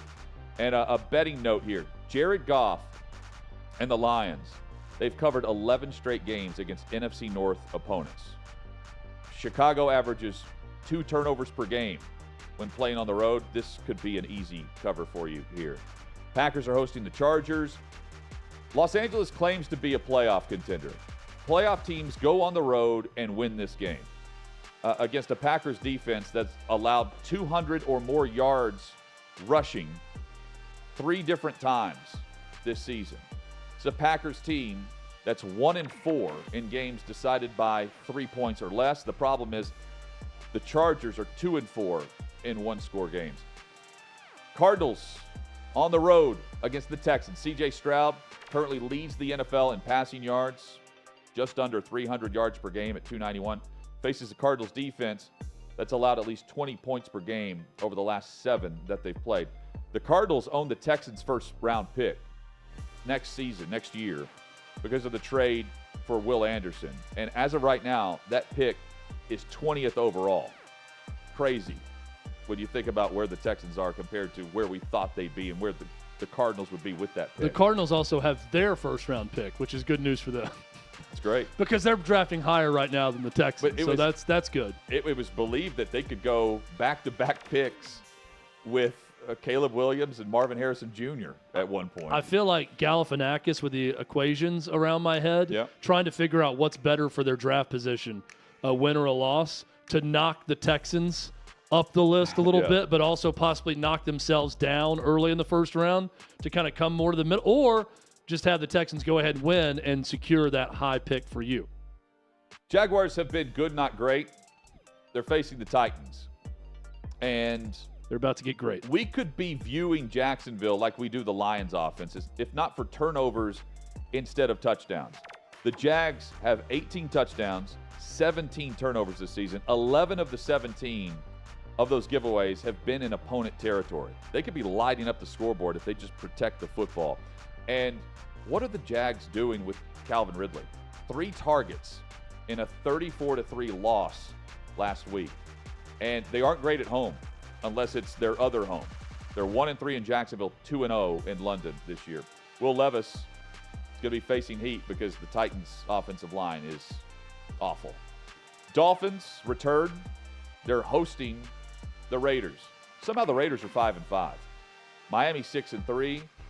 And Vegas is 2-0 under Antonio Pierce. Now, it helps that they've played the Giants and the Jets. Now we find out exactly what they're about because they have the Dolphins, then the Chiefs, then the Vikings. Good luck with that schedule. Commanders and Giants. This game was 14-7 as a final score in Week 7. The over-under is 36.5. Do as you must with this. Take the under in this game. And late afternoon, Bucks and 49ers. Coming off a bye, what a performance by San Francisco last week. The defense, 5 sacks, 10 quarterback hits. Tampa doesn't run the ball well. That's bad news for Baker Mayfield on the road in San Fran. Buffalo hosting the Jets. Bills 5-5. The Jets are 4-5. Josh Allen against this Jets defense, 9 touchdowns, 10 interceptions in his last, it was only 10 career games against the New York Jets. This could be a playoff determining matchup for both teams to just have hopes for what they want to be. Rams are hosting the Seahawks. We could see Matthew Stafford back. Seattle has won 3 of their last 4 games. Geno Smith just played his best game of the regular season thus far. We've got some great primetime matchups as well in Week 11. We've got the Broncos and Vikings on Sunday Night Football. Joshua Dobbs, everyone believing in the Vikings based on what he's been doing in the 2 games. And they've been winning without Justin Jefferson. He could return this week. Denver, though, they still have the worst defense based on just the numbers. That 70-20 beatdown will haunt you on the stat sheet. It's gotten a lot better. But the defense has recently corralled Mahomes and Allen, and the Broncos have allowed just 16 points per game over their last 4 weeks. So they started 1-5, and they've beaten the Packers, Chiefs, and Bills to get 1 game away from the 500 mark all of a sudden. And, Chad, Eagles on the road against the Chiefs. Huge. Super Bowl rematch. Games like this are rare, and I'll explain. It's just the 9th time that we've had a Super Bowl rematch in the regular season. And the Super Bowl winner in these matchups, 7-2 in the previous 9 that we've seen. Just keep that in mind. Also, spanning the last 23 years, it's only the 4th game in Week 11 or later featuring teams with the best record in each conference. And it's the first time that the Eagles have been underdogs this season. Both quarterbacks coming off the bye, plenty of time to prepare. Andy Reid is 21-3 as a head coach coming off a bye week in the regular season. And it's the beginning of a brutal stretch for Philadelphia. Their next opponents, they've got KC, of course, Buffalo, San Francisco, Dallas, Seattle. So we've seen them be really good, and they've ramped up throughout the season. They need that now. And they could certainly win these games. We saw them win games like this last year, but it's not the schedule that's set up for them pretty well in October as they head down the backstretch of November and into December, Chad. Hutton, I love one big this, thing on every NFL this game. prime. Great job. I love this prime time slate this week. Starting tonight with Cincinnati and Baltimore. Yep. Minnesota, Denver, and then, of course, the big one on Monday Night Football, Chiefs and Eagles. Doesn't get much better than that for prime time, which has not been great throughout the season, but it is this week. Maybe a lot of kids are going to want Dobbs jerseys after Sunday night. Could be. Telling you, Armando Salguero might be one of them. If Charissa Thompson's doing the halftime interview, it may not necessarily be someone she's talked with. That's next. What you're experiencing is the bold taste of a Southern legend. Old Smoky Moonshine and Whiskey, authentic Tennessee mountain-style spirits. We believe in crafting flavors that were born from tradition but defy expectation, and pioneering a new experience with every sip. Because if it doesn't do this, it ain't this. Old Smoky Moonshine and Whiskey. Come on.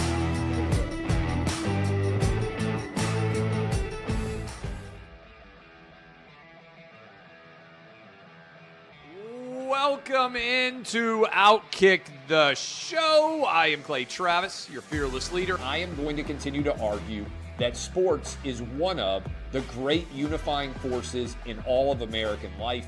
ESPN is a sinking ship. Democrats are now the party of the white, woke college graduate.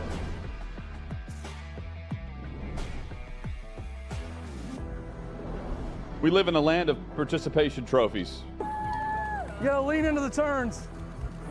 You really gotta lean into the turns. When Leah Thomas walked in that first day, it got silent, and every girl was uncomfortable. Very difficult to go back-to-back years in the NFL with the #1 overall pick. Is it fair for people to be upset with Barbie? I've been out of LA long enough to have forgotten that libs, no matter how ridiculous the scenario, are gonna live. Another week of inflation, another week with Biden with COVID, and another set of losers to crown. People don't watch the WNBA on TV, in person, on a plane, on a train, on a bus, or on purpose. I mean, what have you seen firsthand of how this has affected you in the plant and your fellow employees? Under Joe Biden, the Taliban has retaken Afghanistan. Putin has invaded Ukraine. So if there was ever a time for freaking aliens to inhabit and conquer Earth, now would be that time. We've seen coaches throw water bottles. We've seen coaches act like idiots. We've seen coaches slap other coaches. But I think if you're involved in carjacking, you're inherently a rotten human being. The level of stupid that sometimes gets on our YouTube chat just gives me a headache. You're born a male, play with males. You're born a female, play with females. Don't at me about it. The American people are being cheated. We, ladies and gentlemen, are being cheated. I made the call to end the Me Too movement. And today I'm going to continue making that case. And that's just a way to further taunt these women, to make them feel less than, to make them realize that this has just become a big joke. Deion Sanders is the Donald Trump of football. We were directly impacted by the whole Leah Thomas thing, and we were able to see you guys on the ground with your signs supporting. That was huge. They were saying, oh, it's only 1 or 2. That's rubbish, and we all know that's rubbish. Once those trans-identifying males were able to succeed, it just encouraged others.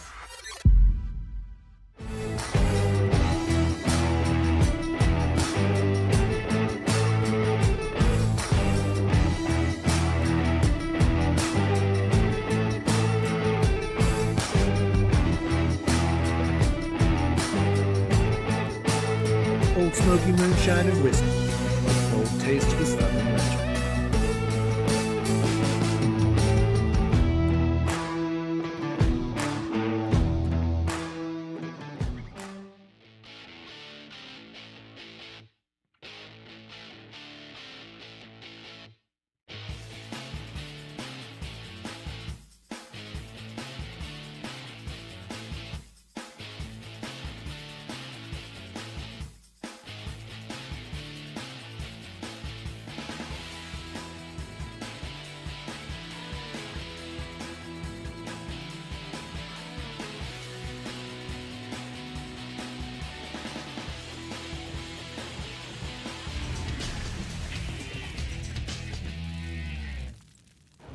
Final hours here on the Thursday edition of Hot Mic with Hutton and Withrow across the OutKick Network. Glad you're with us. Join us in the chat. Chat is there right now. Search out OutKick on YouTube. Streaming live there, outkick.com, and elsewhere. If you're listening to this great radio partner, we say thank you. Jim Harbaugh, he's going to serve out the 3-game suspension, Chad. Michigan sending out the statement saying that they've agreed on Harbaugh doing this with the Big Ten. The Big Ten has closed and ended their investigation based on this result. So the hearing that was put out there and lobbied about as some who ordered the Code Red speech earlier this week by Harbaugh and playing the role of Tom Cruise is not going to happen tomorrow. And what's also not going to happen is he's not going to be on the sideline against Maryland or Ohio State, but will return potentially for the Big Ten championship game. Also, we should mention this briefly. There is still the on-field justice that can take place here. Ohio State can play a big factor. Maryland as well. But that's the other part of this that is being overlooked, is what could happen if they lose a game. It's such a weird situation where I feel like everyone has just convinced that Michigan is going to still handle Ohio State in this game, even without Jim Harbaugh. I don't know what that says about Jim Harbaugh as an in-game coach and his true value to Michigan. Clearly, he's built a good program that's physical and playing in his style. But what that says about Ryan Day also, that the assumption is, they'll still handle that game and go play for a Big Ten title and then probably play for a national championship in the college football playoff. I don't know any other way to say it. With this Michigan thing is, other than Michigan supporters, you have been punked in this whole thing, because everyone stood on a table and talked about the injustice that was the Big Ten and their ruling here. And Michigan also said that. And Jim Harbaugh said that and said he was going to be Lieutenant Caffey from A Few Good Men in the courtroom. And then a few days later, they said, never mind.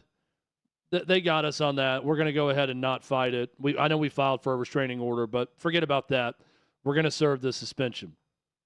It all seems foolish to me. I totally get where you're coming from on how they've treated it, and I'm curious how the NCAA responds and how swift. The NCAA will respond in 2 years. Yeah, it won't be. They'll finish these investigations in 2 years. Right. Chad, fake it till you make it. That was that slogan's been lobbied about based on Charissa Thompson going on with Barstool and admitting that she has in the past made up reports, halftime reports about talking with coaches.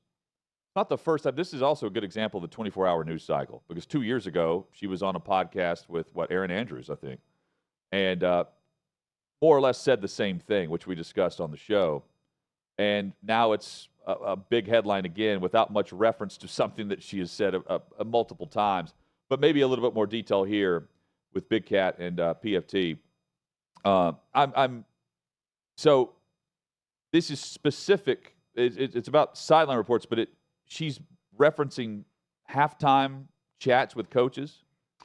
Is that specific to what she's saying? This is so overblown. So Charissa Thompson on Pardon My Take on Barstool, she said all these things on the podcast she does with Aaron Andrews 2 years ago.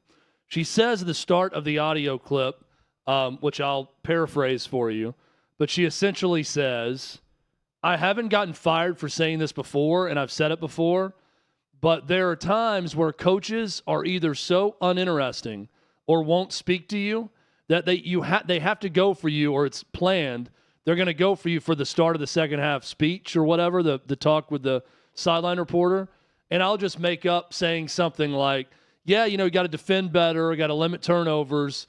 I'll say a bunch of things I know the coaches wouldn't care if I said, because that's exactly what this coach would say to me, and I've never gotten in trouble for it before. Admitting to making up reports, right, that I talked to the coach and they said this. Look. Not the heavy news, not an injury status, not something that she's observed on the side.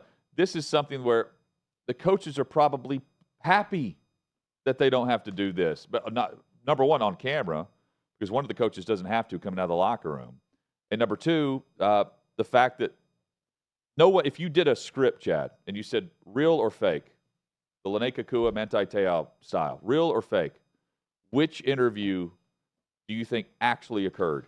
You could make up something from AI. We could write a script, and you would not be able to tell the difference based on the mundane info that comes out of that if there's no big development in the first half, injury-wise, or something that took place that is developing into the second half.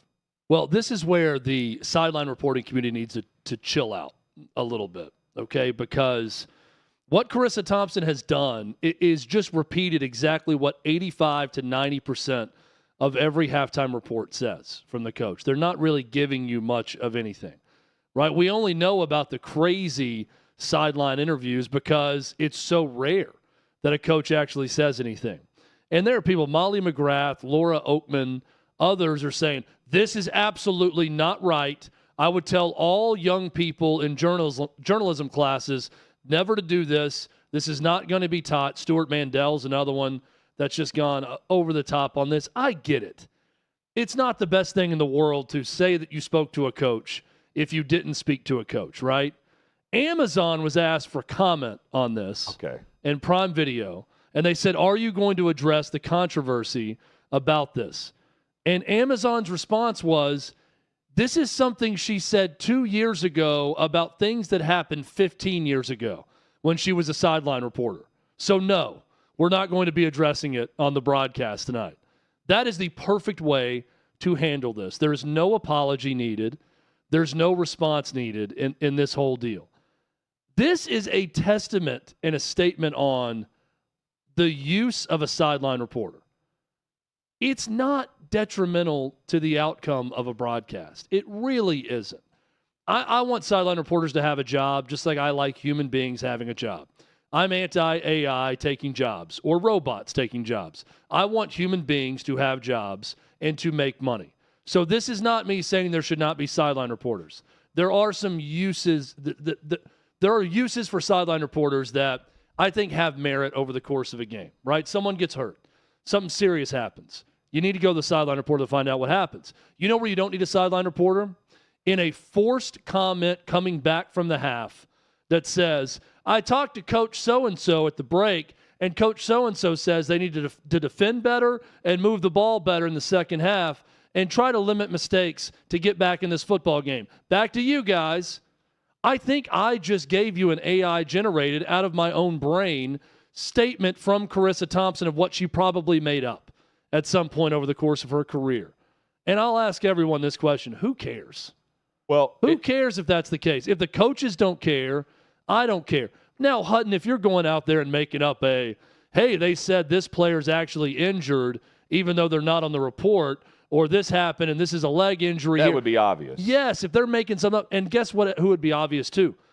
The school and or the team or the coach. And they would come out and say something about it.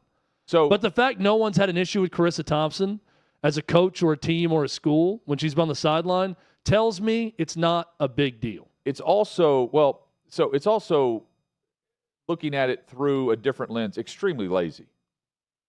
Because this would be an interview not on camera, right? I'm thinking about why it matters. Greg Schiano would not have had the reaction he did at halftime if not for the sideline reporter about Michigan. We wouldn't know Nick Saban's thoughts on Tua going in for Jalen Hurts if not for that halftime interview, right?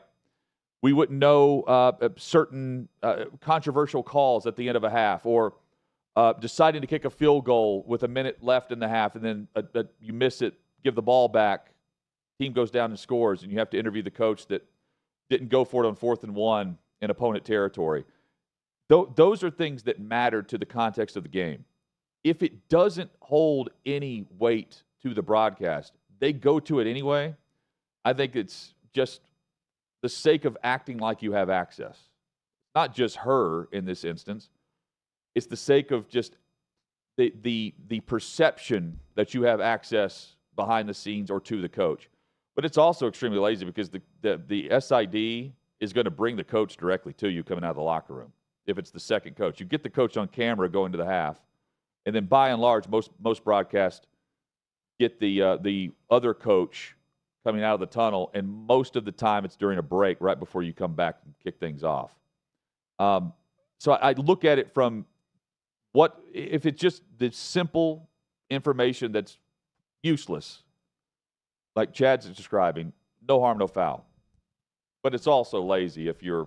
I mean, it's not lazy. It's not always a timing issue. The timing issue. It's always going to be at the same time every week. Yeah. You know when the coach is coming out of the locker room. Look, I am with you. I think what she should have done is told her broadcast team, the coach wouldn't speak to me. So I don't have anything from the coach, but I can tell you what I saw with the team running out of the tunnel or whatever to start the second half. That's what she should have done. And I think in hindsight, she would admit that. But it's not just about the coach not speaking to her. It's more about getting the information late and just trying to have something for the report. Yeah, no, it's forced. It's you have a spot here. We're going to go to you, regardless if you have anything. If she has nothing and she had to make something up, what Charissa Thompson or Aaron Andrews, who also, by the way, admitted to this on the podcast, should have done was said, guys, I don't really have anything right now. You just discuss the first half. Or do whatever. That's a good producer in the truck. That is a good broadcast team. That is what you say. It's not we have to go down to the sideline here, make something up if you have nothing. Not make it up. But if you have nothing, you can repeat the same crap that she's making up by having the coach say it. You see, and the coach is going to come out of the tunnel, and you're going to get said coach because it's within the broadcast agreement. Yeah, based on the timing, and the timing's the same every week. Well, again, the audio clip, she says, when a coach refuses to speak to me. Well, that's the report then, to me. Yeah, she has said, I mean, this is going back years. Again, she said this is 15 years ago when she was doing this. But if a coach or a school says, we're not going to talk to you because we're doing something, she said they would just go to me in a pinch and I would just make something up generic and say what he said at halftime, and no one ever cared, is basically her line. I don't think this is the downfall of journalism. Too many people online are treating sideline reporters like they're war correspondents in terms of journalism. It's not that important of a job. But I think they can add something to the broadcast. They can do all of those things, but it's not that important. Only in this instance, though. Like the halftime interview is mostly useless. But I'm going by this instance because she's not talking about making stuff up when there's a tragedy in the crowd or when someone's had a devastating injury. That's a different story, and we're talking about this in a different way. Or a roster if she decision, said that. whatever. Yeah. But this guy's not going to come back in the game, and then he comes back in the game because she made it up. But I mentioned it. I think the reaction online has been about that context and not knowing exactly what the context is, which is just, we need to get off the field. Defense has got to get off the field and give the offense a chance here because we only had 2 possessions there in the second quarter. I don't want to be overreactionary to people online or social media on this, but what she said and what other sideline reporters are accusing her of and saying this is absolutely what never to do to young journalism students out there, I think is a bridge too far. I think they're overblowing it and making a bigger deal out of it. I get it. Looking back, and I bet Charissa Thompson would tell you this too, probably just tell the truck, I don't have anything because the coach refused to speak to me, would have been the right way to go. But what she is saying is not detrimental to a broadcast and is not detrimental. And I hear it too much. But if that's what they tell you, that's what they tell you. How many times in a game do you watch them go to the sideline reporter and it's exactly what she would have made up? That we all could come up with it and say, this is what the coach said at halftime. Now, when there is a weather event, when there is a big injury, when there is a delay in the game, a fight, yes, I want to go to the sideline reporter and give me something. Tell me what you're seeing down there. And there is a skill to it. I would argue that it's, of the things I've done in broadcasting, it's the easiest job I've had. It's not difficult if you know what to look for, but there is definitely a skill to it. And I want sideline reporters and good ones to continue working. I'm not for the elimination of the sideline report or the reporter.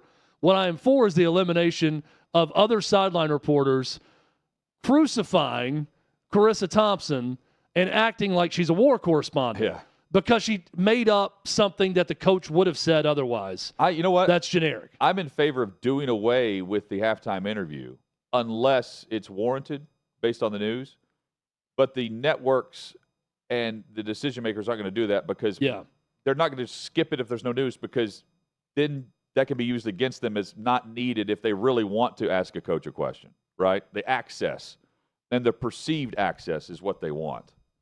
So I guess I wonder from her perspective, too, if she was asked to just make something up on the fly, be generic, instead of saying that the coach did not give them access. I don't know the context of the game. I don't think so, because she said, I've admitted this before and I've yet to get fired for it. So I don't think she was told by a boss to do that. Yeah. She's saying this is what I did and acted like I was told something and went on with it. Chad, coming up. Again, not the perfect way to handle it, but I also think it's being overblown to act like she's not a professional and this is a lesson in what never to do and, never do. That's overblown. Yeah, I mean, as long as it was a timing thing and it wasn't, you know what, I'm going to go and grab a water now because I can make up the generic stuff about what this coach would tell me anyway. And the lazy approach to it, instead of knowing that the team's coming back on the field and the coach is coming directly to you. Coming up a bit later this hour, we'll dive into Dana White and Dan Le Batard saying that UFC has made ESPN political, which is funny coming from him when he worked there and ESPN being political. Well, Dan Le Batard complained that they were out at ESPN because they should be doing more politics at ESPN, and they didn't like that they were being political. McAfee and UFC and others. It's ridiculous. We got a lot to talk about. Oh, we'll dive into that. Plus, a lot to talk about. Ryan Tannehill and the deep fake and McAfee falling for it with the backup for the Titans wanting to be released. Florio said it's something the Browns should look into. We'll discuss it later. Ryan Leaf is next. We'll get his thoughts on football on the field.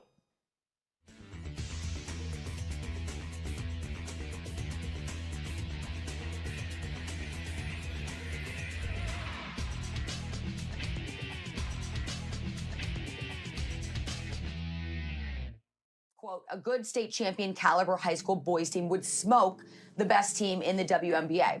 Then this weekend, after the video was posted and the critics, of course, came for him, he doubled down on what he said, posting this on X. Quote, it's sexist to say women's basketball players aren't as good as men's. That was a question, obviously. It's my opinion, and I'm putting $1 million behind it. If I'm wrong, the WNBA team can take my money and make more from one game than they do for the entire season. Okay, so let's get into this, because obviously there's a lot of people out there who are just assuming that Clay is being sexist, that he is trying to really punk the WNBA, because let's be honest, the ratings for the WNBA aren't great, which is exactly why Clay made the joke at the end of that. If you were to give them $1 million for losing the bet, that would be more than the WNBA would make regularly for one game under normal circumstances. But the fact remains that men and women biologically super different, and that's what he's talking about. We even look at a boys' high school basketball team and the makeup of their players, what they're able to do, their size, their skills, and look at the WNBA players who are oftentimes much older. They're professional basketball players, but still, the level of competition would not at all be on the same playing field. So, Chris, let's get into that. What is your take on this? The fact that people would say that, Clay, you're being sexist, when reality remains men and women, super different, even at very different ages, different places in their careers, there would be no matchup whatsoever. I don't even think it's questionable. I love that Clay took it to him. I think a lot of times silence speaks louder than words. The Las Vegas Aces haven't said anything in response yet. Mm-hmm. So, look, you're right. I dug into the rosters, the Las Vegas Aces, and then, look, I've spent some time training at IMG Academy. I work with athletes at a school called Lou High, which is one of the top programs in the country. And we have guards 6'4", 6'5", 6'6".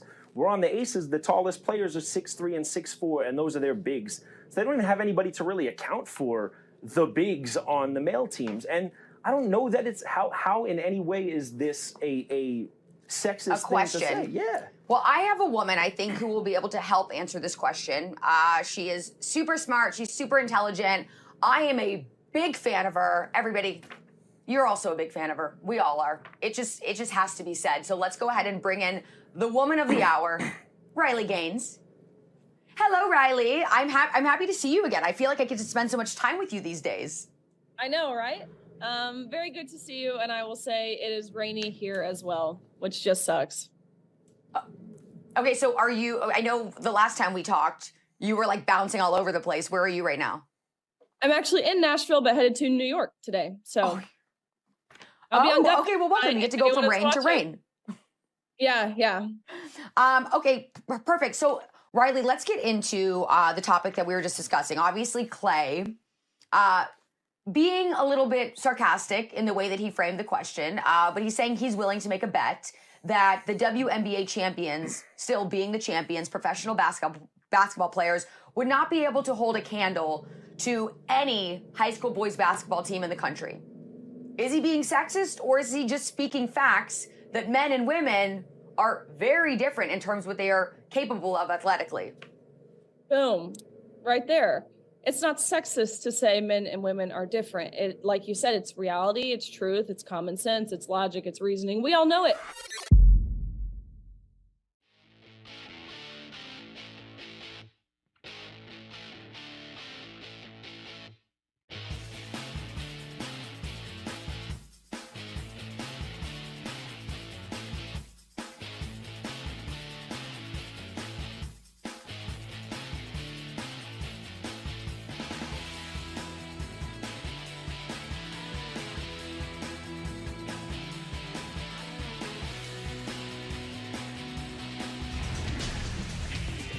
Old Smoky Moonshine.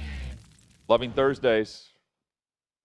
Chad, we just had one of the most difficult spelling episodes I've ever seen. Yeah. Of an email address being dictated to Hutton, and spelling out a word, and I'm just like, the word is this. Just Hutton knows how to spell this. I'm just going to give him the word instead of spelling it out. I couldn't say the first. I didn't know the first word. That was it. I don't want to give out Ryan's email address on air, or I would say what it was, but it was. I was just sitting back, humored by the whole thing, and I'm thinking, it's this word. Just spell out that word, and then add these 3 letters. Chad was about to learn about my education. Yeah, he would be the first person I ever asked for me to present a degree. It's a word that if my 8-year-old were in here, that I would challenge her with. Okay. So I'm not saying it's the easiest word to spell, but it's one that I would say, spell this out, sound it out, and I think she could do it probably in the first, maybe second try, if I gave her the chance to spell it out. Easy for us to spell Ryan Leaf, who joins us weekly here on the program. Always great to catch up with you. Hope the family's doing well, and plenty to discuss across the football landscape. How are you, Ryan? I'm lovely, gentlemen. Yes, consultant is very hard to spell. Okay, there we go. I didn't want to. Yeah, consultant. I'm glad you know exactly what we were talking about. You're still on baby watch, right? We are. We're on baby watch. We run into a little problem because for some reason our OB decided it was not a good thing to tell us that he was going to go on vacation November 18th through the 25th, which is directly during our go time. And so either we got to go tomorrow or we got to wait till the 26th. And you know how kids, they don't really listen to us that much ever. So we'll find out how this one all plays out. This was a plot point in the movie Knocked Up with Seth Rogen back in the day, where the OBGYN was out of town. So let's start with Michigan here, Ryan, and the decision today by Michigan to not fight this thing in court is definitely a reversal from what they said when this punishment came down last Friday. They were going to fight it. They're issuing statements about that. Jim Harbaugh, as recently as Monday, is saying, I'm going to be Lieutenant Caffey from A Few Good Men and fight this thing in a courtroom. And a day before they get their day in court, they say, hey, forget about it.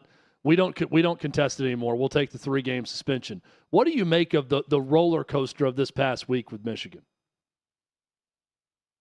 I mean, I don't know what to think of college athletics anymore, really. It's so interesting. Anybody can kind of do whatever they want. Coaches upset about their players being recruited out from underneath them, the sign stealing aspect of things. I think he got some news from the Big Ten that said, hey, we're not going to, if you take this on the chin, we're not going to go any further from 3, which means you could coach in the national semifinal and the national championship, because clearly Michigan and his team believe that the Wolverines are that good this year. They have a chance to play for a national championship. So that was good enough. They know the NCAA is not going to get around to investigating this thing for, I don't know, a year, 2 years. Who knows how long it takes the NCAA to do anything. So I think this was just finally an opportunity for them to say, all right, we'll put it to bed. I'm sure he would love to be part of that Ohio State game. And it's not just a walkover, I don't think at all, but they have to be pretty confident to just kind of take this on the chin and move forward. Ryan, it is go time for several teams in the NFL, including Cincinnati. They're 0-2 in the AFC North, and they have a chance to pick up their first divisional win on the road in Baltimore, Thursday Night Football. What do you make of where the Bengals are? And both teams enter this game, surprisingly, coming off losses.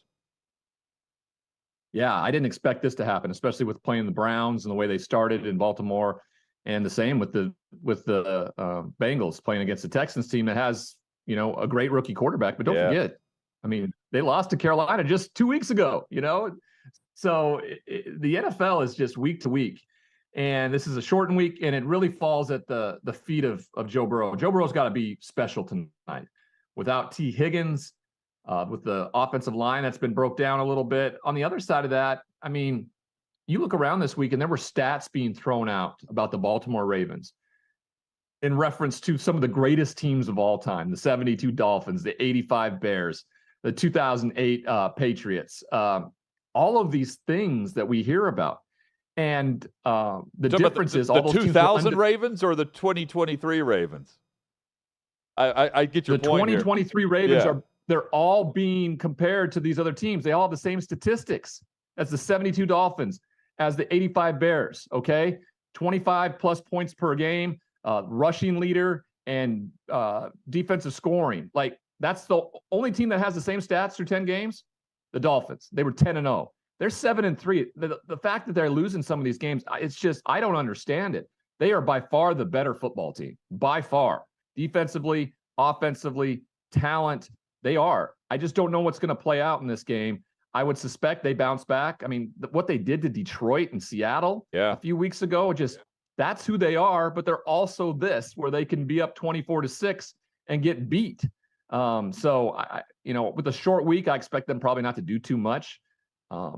And there's some skepticism out there that Joe Burrow may be dealing with some issue with his throwing hand, his wrist. So we'll see if that plays into anything tonight. And they've lost games after holding separate leads of 14 points or more. That's the big stat difference with the other teams that you're mentioning. They're the great teams. Also in the division, Steelers and Browns. Deshaun Watson headed to rehab the shoulder injury, broken bone in the shoulder, and did so in the first half last week. It came out in the second half, it was 14-14, and played great. It was the best showing we've seen from Watson. Now he's on IR. Pittsburgh's 2-0 in the division. They can sweep Cleveland here. And Cleveland's defense is also very intriguing because they can actually play ball week in and week out. That travels. And so does a run game. Even without Chubb, they run the football, and Pittsburgh allows rushing yards defensively. Yeah, I would definitely probably go all in on the under on this one. Yes. Whatever that'll be, the sooner the better on 30, this deal. I think it's 32.5. Oh, God, it's gone down that far. That's super low. Giants Washington, by the way, is 36.5. Put that in perspective. The Steelers are they've only won one game in Cleveland over the last 4 times they've been there. It's a tough place to play. It's a division game. DTR's had a full week. Dorian Thompson-Robinson, the rookie out of UCLA, has a full week. He was just thrown into the mix against the Ravens earlier this year, right before the game. So I like the Browns in this game, but I've liked a lot of opponents of the Steelers all year long, and the Steelers have just found ways to win football games. They are sticking around. It's not pretty, but they have great defense. They run the ball. They kind of found a 1-2 punch in Jaylen Warren as well as Najee Harris. So, this is the lack of quarterback play in Cleveland. The defense has to step up, and the defense is going to have to make some sort of scoring play, I think, to get this one done. But it is at home. It is with that defense, so I think Cleveland finds a way to stay in the race with a win over the Steelers this weekend. You mentioned Dorian Thompson-Robinson being thrown in back in week 4 and then having the full week to prepare. Can you put into perspective for us what Joshua Dobbs has done for Minnesota over the last 2 weeks? And honestly, O'Connell as well, because Dobbs has been thrown in the mix prior to this with other coaches. This is the first time we've seen the coach and the quarterback go get wins in this instance. But it's Dobbs that's been able to show up and decipher exactly how to jump in and produce instead of jump in and just don't turn the football over. Yeah, it's been exceptional. He's been smart. He's played football well. And I think he adds a different kind of dimension in Kevin O'Connell's offense, one that he probably couldn't quantify with Kirk Cousins. And that's not a slight on Kirk at all. It's exactly what Josh Dobbs brings to the table. He's able to use his legs a little bit more, his athleticism. He's, like I said, he's smart. He throws the ball to the right receiver. TJ Hawkinson is going to have a field day playing with Josh Dobbs because of that connection. And then don't forget Justin Jefferson. He's on the 21-day practice schedule now. And before you know it, the best player on offense for the Vikings is back. Who would have thought that the Vikings-Broncos game that was surely going to be flexed out of Sunday night is now with two teams that have maybe two of the longest winning streaks? Well, I know the Vikings have the longest current one, which is 5, and the Broncos have 3 consecutive wins. So this is a great game, a lot of fun that goes into it. And, you love to see people make plays, do good things, and be rewarded by it. And they certainly have on both sides. Dad, the Broncos were 1-4. Minnesota was 1-3. And here they are, Minnesota currently in the playoffs. Denver's with a win would be 500, which is also crazy to think about. It's an amazing story. And the Vikings, right now, season ends, they're in a playoff spot. Can't say the same about the New England Patriots. And Mac Jones, I watch that interception. I see his body language on the sideline when he's getting benched for Bailey Zappi in the 2-minute drill at the end of the game. Is there any chance that he has any chance moving forward in New England to be the starting quarterback for that team? I don't think so, but I don't think anything's going to move forward in New England. I think this is the last year for Bill Belichick. I use the reference Tom Landry with Jerry Jones. I know that's a young owner taking over the team, getting rid of one of the greatest coaches of all time when he went 3-13 in his final year. There's a chance that can look like that. And so I feel bad for Mac Jones. I thought his response to being benched was exceptional. The way he came over and fist bumped Bailey Zappi, got guys going. I mean, I don't know if I would have had that. I certainly would have had that wherewithal being benched in that moment like that. I mean, we all knew the outcome was going to be. We knew it was going to be an interception. They weren't going to get it done. Bailey wasn't going to come in and be like some difference maker. He's not that guy.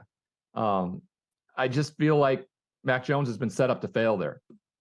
From his teammates, it sounds like he works incredibly hard. He's a great leader. He's a good teammate. But when you don't perform, it doesn't matter. It doesn't matter if you're the most beloved person in that locker room. If you're not performing, then it's a no-go. And I feel like this coaching staff and this organization really let the young man down after that year. Year one as a rookie, 3,000 yards passing, 20-plus touchdowns, a QBR of like 92. I mean, that shows you can play in this league, right? You can be really successful in this league. And then to just saddle him with defensive coordinators, the fact that they positioned him in a place where that development could have been beaten back like that, I think it did him a huge disservice. But I don't expect either the staff or the quarterback to be in New England next year. Got 2 more for you in a minute each here, Ryan. Ryan Leaf with us. Jets Bills. Is this a de facto elimination game for both? It's certainly for the Bills, who could be swept here by the New York Jets on Sunday, and they're 5-5 currently. Yeah, it's a big deal. When you fire your offensive coordinator mid-season, it normally doesn't bode well. You have to go back to 2012 when the Baltimore Ravens fired Cam Cameron after a 9-4 start, added Coach Caldwell as the offensive coordinator. Yeah. They would go on a historic run through the playoffs with Joe Flacco, win the division, and win the Super Bowl. So that's the last time it's worked. Now, Joe Brady has that ability. The connection he made with Joe Burrow, if he can have any semblance of that type of relationship with Josh Allen, they have the offensive firepower to do it. And I feel like the defense is kind of starting to click now that all the backups and all the guys they had to put in with all the injuries are starting to play better. So there's that possibility. But it's every bit the possibility they end up the season 8-9 as well, too. What do you make of Philadelphia and Kansas City for Monday night, where the Chiefs and Eagles have the rematch of the regular season now from what was the Super Bowl, and a very exciting game? Yeah, only been 8 of these ever where you've had a Super Bowl rematch the following regular season. 8 times, 6 of which the Super Bowl champion won the game. The only time it was back after Super Bowl IV, I think the Chiefs got beat by the Vikings. And then a few years later, after the Cowboys, many years later, after the Cowboys embarrassed the Bills in the Super Bowl, they got a little revenge during the regular season, but then got beat in the Super Bowl again the next year. So it falls in the favor of the team that's won. And so I'm going to go with the Chiefs in this one at home. Travis just got back from a world tour with Taylor. He's flying, she's singing songs about him. He's going to go for about 200. The parents are meeting. It's kismet. It's Chiefs 27, Eagles 24. I love we're in week 11, and in week 1, if you would have told me, part of the breakdown of the Super Bowl rematch would be the parents are meeting. That's where we are. It has no relevance. I know. We're probably going to get millions of people, though, that tune in for that storyline. Yeah. On top of the people who are watching for the football. We will. Ryan, always great, man. Thank you for the time, and keep up the great work with your podcast. But also, hopefully everything goes great with the family. And if we don't catch up next week, happy Thanksgiving. Thank you very much. I will keep you posted, my friends. Thank you, man. There's Ryan Leaf, one of the best right there. Always enjoy his insight. And, yeah, he's right about the Bills. You got to win this game against the New York Jets. Coming up, Dana White, Ryan Tannehill, and we tell you our bets for Thursday Night Football, plus who we're taking in the elimination picks in Week 11 of the NFL. That's next. What you're experiencing is the bold taste of a Southern legend. Old Smoky Moonshine and Whiskey, authentic Tennessee mountain-style spirits. We believe in crafting flavors that were born from tradition but defy expectation, and pioneering a new experience with every sip. Because if it doesn't do this, it ain't this. Old Smoky Moonshine and Whiskey. Come on.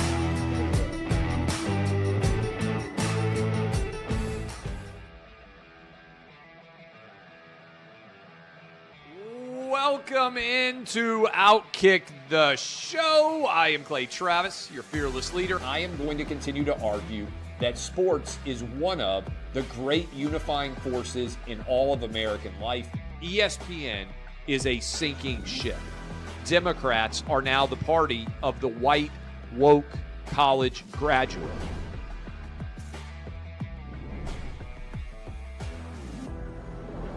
We live in a land of participation trophies. You gotta lean into the turns.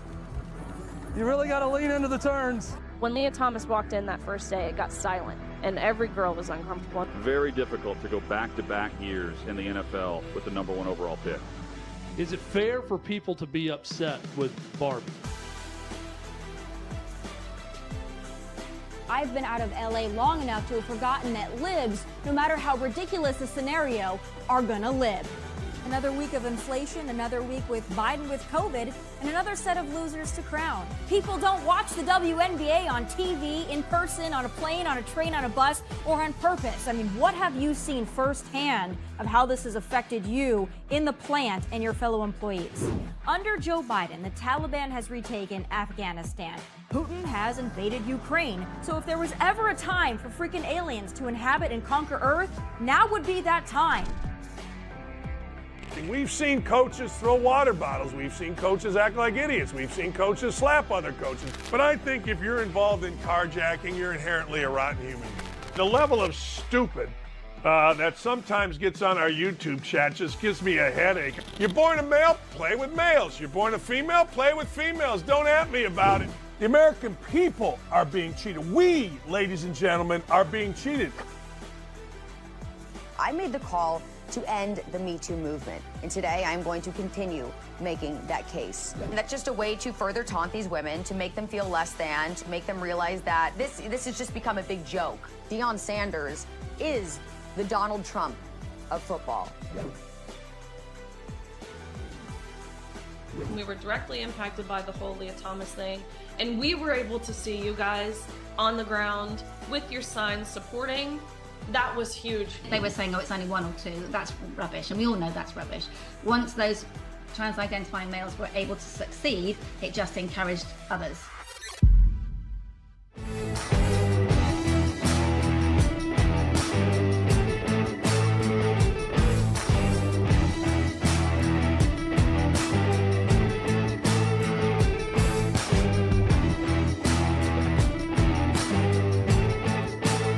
Old Smoky Moonshine and Whiskey. A bold taste of a Southern legend.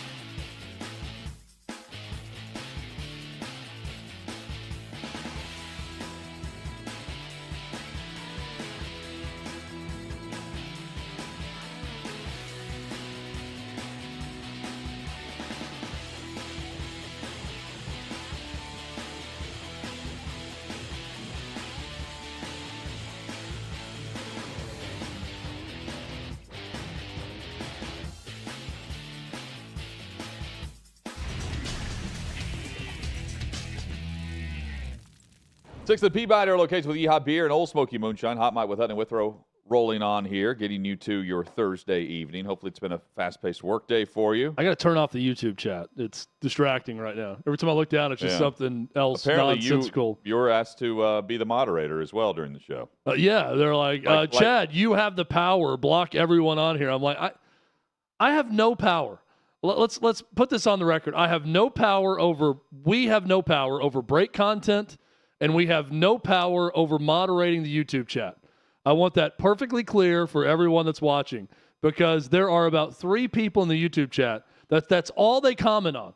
We talk for close to 3 hours a day, and they comment on something during the break or something someone says on the YouTube chat, wanting me to correct it right away. I do not have that power. I'll be the first to say, I'm not going to sit here and lie. I'm not going to pull a Charissa Thompson and lie to you about a sideline report and pretend I have power that I do not have. I have no power over those two things. Has never lied in regards to his report on how the chat's doing in any day. That's not a comment on either one of those things. That's me saying I can't do anything about it. I cannot change it. And for people in the chat right now, what you can do personally on a YouTube chat is you could block someone if you just don't want to read what they're saying, and then you won't see it anymore. So you can personally block whoever you want. To be to watch and then block them or something. Well, they could do that permanently from the chat. I'm saying you individually that's complaining about me not blocking it from the OutKick account that I do not have. Chad, get in there. What you can do personally is click that person's profile and put block, and then you will not see what they're saying again. Chad, get in there and do more. Okay. I think I need more to do. That's what we're all saying right now. I not need coaching to anymore. I need to moderate this chat. I need to host. I need to block it. I need to edit out new break content for people on here, not me. People on here saying that. I need to do all these things, apparently. This is what the chat has convinced me of today. I need to get away from the chat, is what I'm saying. Chad's upset over the chat. But maybe a chance to do that soon. Maybe. Maybe a chance to do that soon. So, yeah. Not Monday, but soon. I guess. Soon. Dan Batard, more angry than you are about the chat in regards to the UFC and Dana White making ESPN political. Dan Le Batard is is mad that ESPN allows. Let me get this straight. I'll say this as plain as I can. Right. Yep. Dan Le Batard is big mad that ESPN allows Dana White to be friends with Donald Trump, who is the former president of the United States. And he wasn't mad whenever Dana White signed a mega deal with Bud Light and had everyone else up in arms that are now praising Dana White. Well, Dana White came out this week and said, I had a huge sponsor that when I posted something in support of Donald Trump during the election, called me and said, take that down, or texted me, and he said, bleep you to the sponsor, and said, no, I'm not going to do that. I don't care who you vote for. I don't tell you who to vote for. You're not going to do that to me. And Dana White was very animated about it.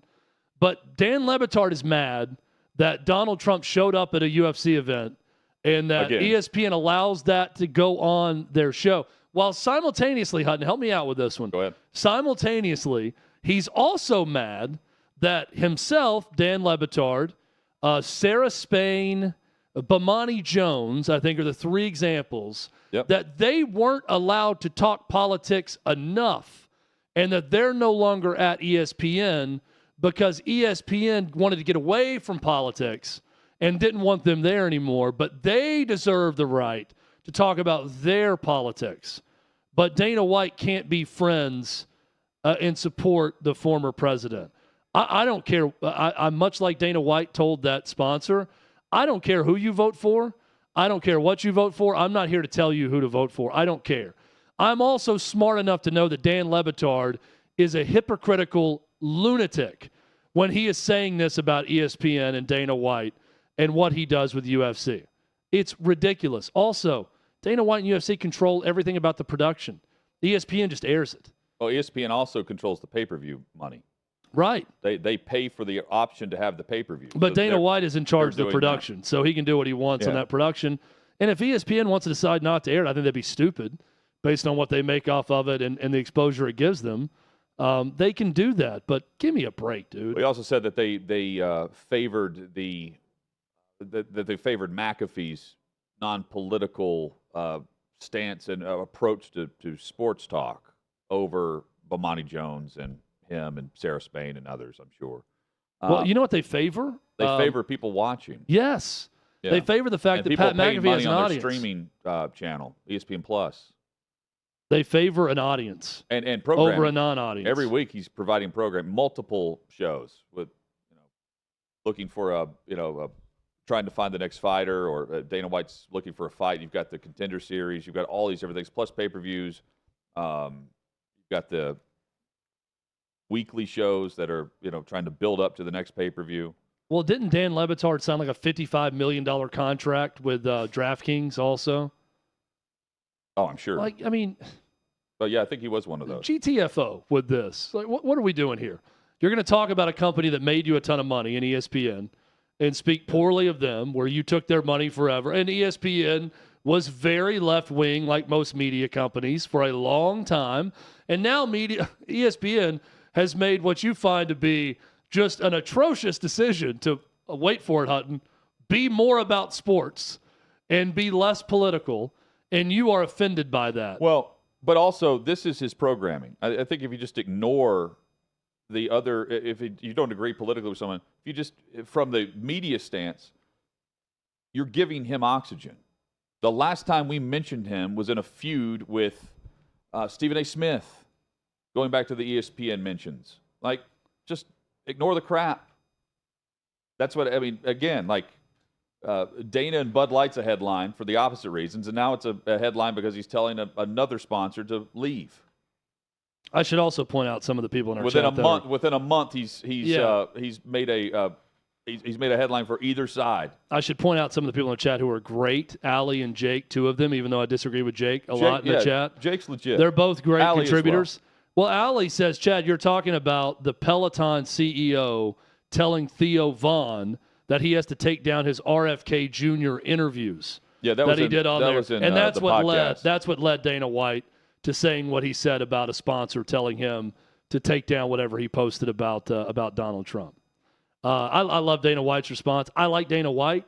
a lot. I think he's a bit of a rebel when it comes to sports and media. Which is real. He doesn't cancel himself. Yeah, I don't hate that about him. I'm fine with it. And look, ESPN, I mean, they're trying to make money. And people care about UFC and they watch. And Dana White and UFC is a brand.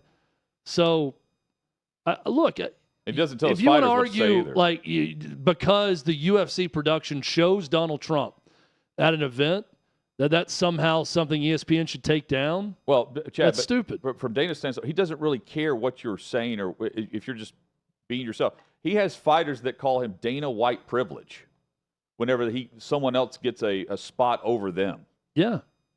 And he's at the podium at a press conference when that's being mentioned. Well, and I appreciate how Dana White is not a hypocrite and all this stuff. You know what else he doesn't care about? He doesn't care when ESPN interviews Barack Obama or Joe Biden or has coverage of them at all. He doesn't say anything about that. He doesn't care. They have the right to do that just like he does. What he said in his statement to me rings the most true. And that is when the sponsor called him, he said, bleep you. And he said, I'm not telling you who to vote for. And I don't care who you vote for. So you're not going to do the same to me. Amen, brother. Great job. I wish more people took that approach. Yep.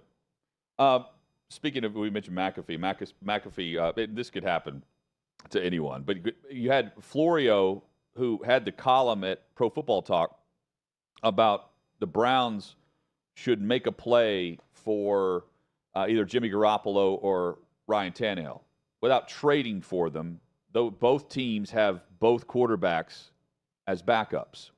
And they're going to be paid millions over the final stretch here of the season. And those teams could save money, Titans and Raiders, if you have them cut and they're picked up on the waiver claim. Now, if they make it through waivers, you owe that player the full amount. Tannehill's around $12 million remaining over this final 8-game stretch. But taking it a step further, Florio was saying, hey, the Browns should just guarantee that they're going to claim the remaining money, and they will put in a waiver claim for either quarterback to help them out here. Well, you had McAfee, who saw this from the fake Jeff Simon. By the way, Jeff Simon, ESPN is the account, yeah. where McAfee now works also. Breaking, Titans' second-string quarterback, Ryan Tannehill, is requested to be released from the team per sources, #NFL. Of course, not true. And when you pair the two together, you're thinking, well, it makes sense from the Browns' perspective.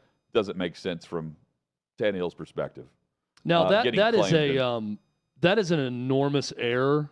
It's one that's common. Like people but read for the tweets same network, you're saying. On air. Yeah, that would be like us coming on air with, Davey giving us a screenshot of a tweet that we have to react to in real time, and it's from someone who writes at OutKick. And then us not knowing that person doesn't exist at OutKick, and that news is fake and not real. So that's a huge error by someone who produces McAfee's show. I don't think it's Pat McAfee saying, hey, go to this tweet right away and put it up on the screen.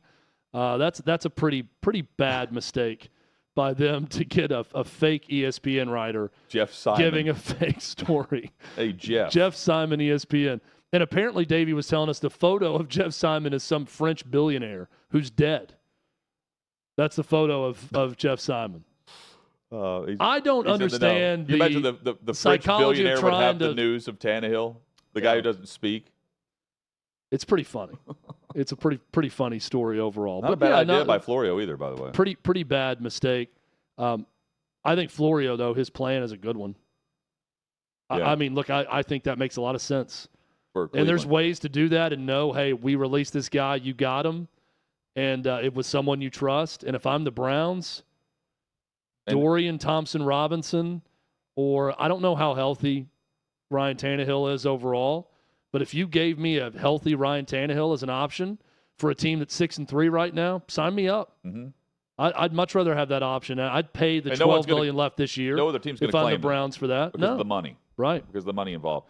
Chad, Bengals-Ravens, I'm taking Baltimore at home, laying the 3.5, and I also will take the under because the under has hit 11 for 11 in night games for the last 11 games. Yeah, I saw that understat, so I'm definitely going with that. I want to take Cincinnati in this game badly. It's two teams coming off losses, right, that are trying to bounce back. But I think the Ravens bounce back at home. So I'm going to go with Baltimore as well. NFL Eliminator picks. We welcome in Davey Hudson. Chad, you end up with the first pick this week. Last week you went with the Seahawks. It took a W. Well done. This week I'm going to go with another team that's got a little bit of teal turquoise going on with their color scheme. Give me Jacksonville.